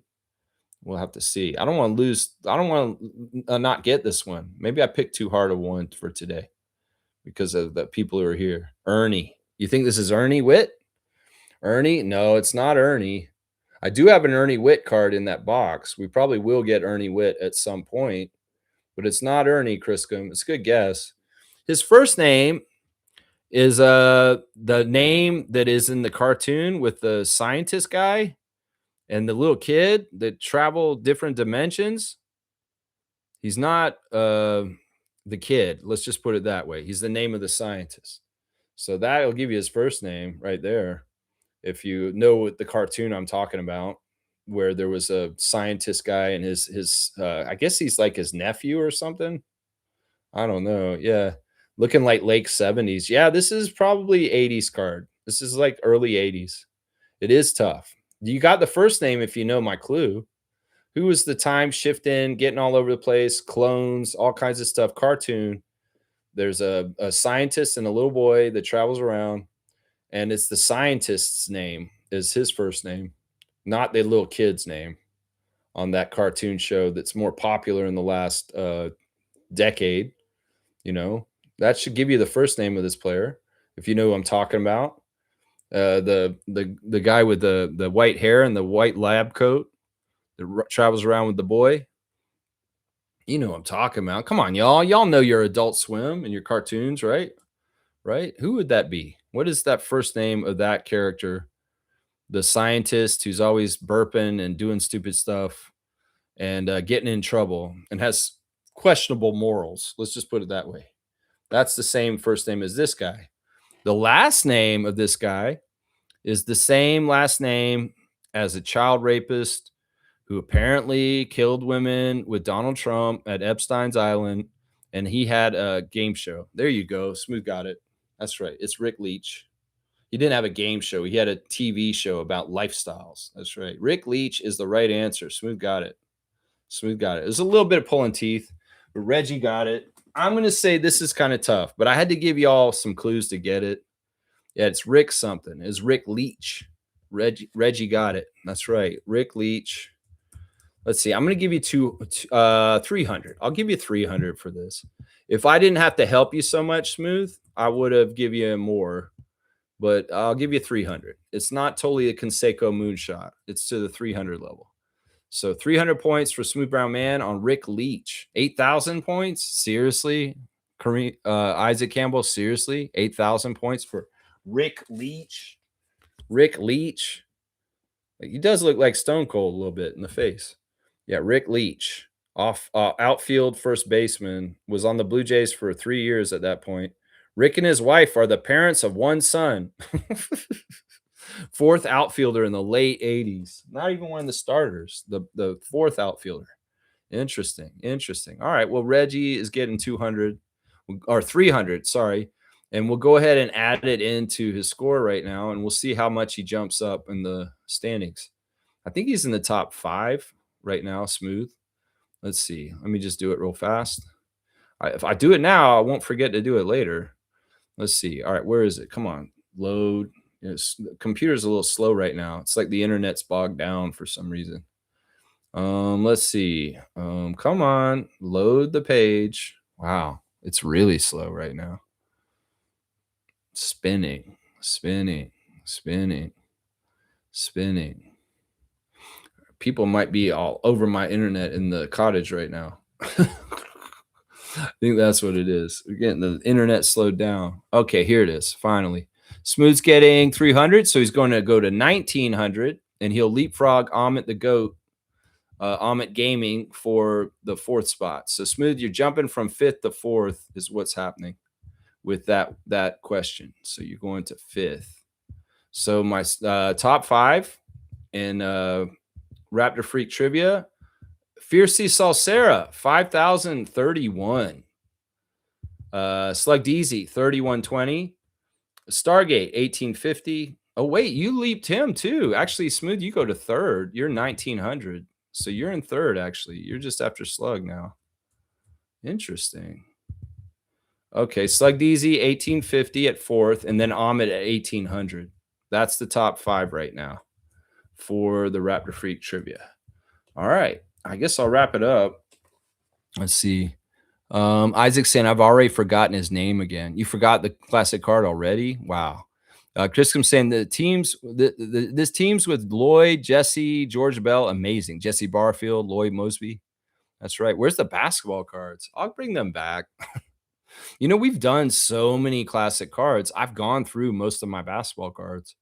So I've been doing this just for the time being right now, just a couple of different kinds of cards just for the summer, just to mix it up. But when we get back to NBA season, it'll be back to classic NBA cards. I don't want to do WNBA cards too much because honestly, they're not classic, the WNBA cards I have that Trevor sent. And I have a feeling they're going to be hard to do to a degree also. Yeah, Cecil Fielder. Is no Cecil Fielder? Huh. Just looked him up. He was a blue hat from 84 to 88. Yeah, Rick Leach was actually around the team for a while. It's not in a totally obscure Blue Jay. He was actually on the team for a few years. So, yeah. All right, let me wrap it up and get out of here. The Tempo lost to the Storm last night. They could not complete the sweep of the Seattle Storm for the season. Unfortunately, Seattle got another win, up to 8 now, and we couldn't get our 12th win. My stars of the game were Kiki Rice, Isabel Harrison, and Laura Yaskeda, with an honorable mention to Temi Fagbenle. But yeah, it's a tough loss. They had their opportunities. It's like a lot of the losses recently. The Tempo could have won the game, but they didn't. And maybe that's okay because of, the Juju Watkins sweepstakes. And that's why. I don't know. We'll have to see how it all works out for us with the end of the season, the lottery balls, and where we're picking in the entry draft next year, because that's kind of where we're looking at next. Julie's already gone to Belgium. Marina's been abducted. Brittany and Anissa have been shut down for the season. Nyara Sabali is in a walking boot. It's just how it is right now. It's just how it is right now. Yeah. Yeah. All right. I'm out. I'll see y'all tomorrow. We'll have a preview of the Tempo at the Las Vegas Aces for a game on Friday night, 10 p.m. Eastern start. Tonight, I hope you will watch Canada versus Panama at 9:40 p.m. Eastern in Mexico. Team Canada with Lugetz Dort leading the way. We'll be playing Panama tonight. So there is some Team Canada action and World Cup qualifier matchup. And it's a qualifier game, so it does matter. That's right. W. Thank you, Isaac. And thank you guys, Isaac and Trevor, for raising the alarm when Scotty's been getting on Twitch this week. You guys have been MVPs for that. And I have gotten in on every Twitch session with Scott because you guys have raised the alarm like you have. And also special thank you to Adriana too for messaging me on top of them messaging me. It's like she sees the message from Trevor or Isaac, and then she's messaging me through the text saying, "Hey, Isaac just said Scotty's online. Oh, okay, I better get on there." So you guys have been raising the alarm, and it's been working. And I've been getting there in time to catch Scotty's Twitch and see what he's talking about. So I appreciate you guys for it. You guys are awesome for it. I appreciate y'all. All right, I'm out. I'll see y'all tomorrow. Let's go tempo. Keep your heads up high. Stay prideful for your team, even if we're losing. And also, like Randolph was saying, cataclysm and bad events will happen in this world. When these kind of things happen, we need to band together and look out for each other in community and connection and help your fellow man and woman or whoever. Help life when life is in trouble. Look out for life, whether it's animal, plant, fungus, human, whatever. Help life. Take care of life. Life in itself is the creator. All right, I'm out. Let's go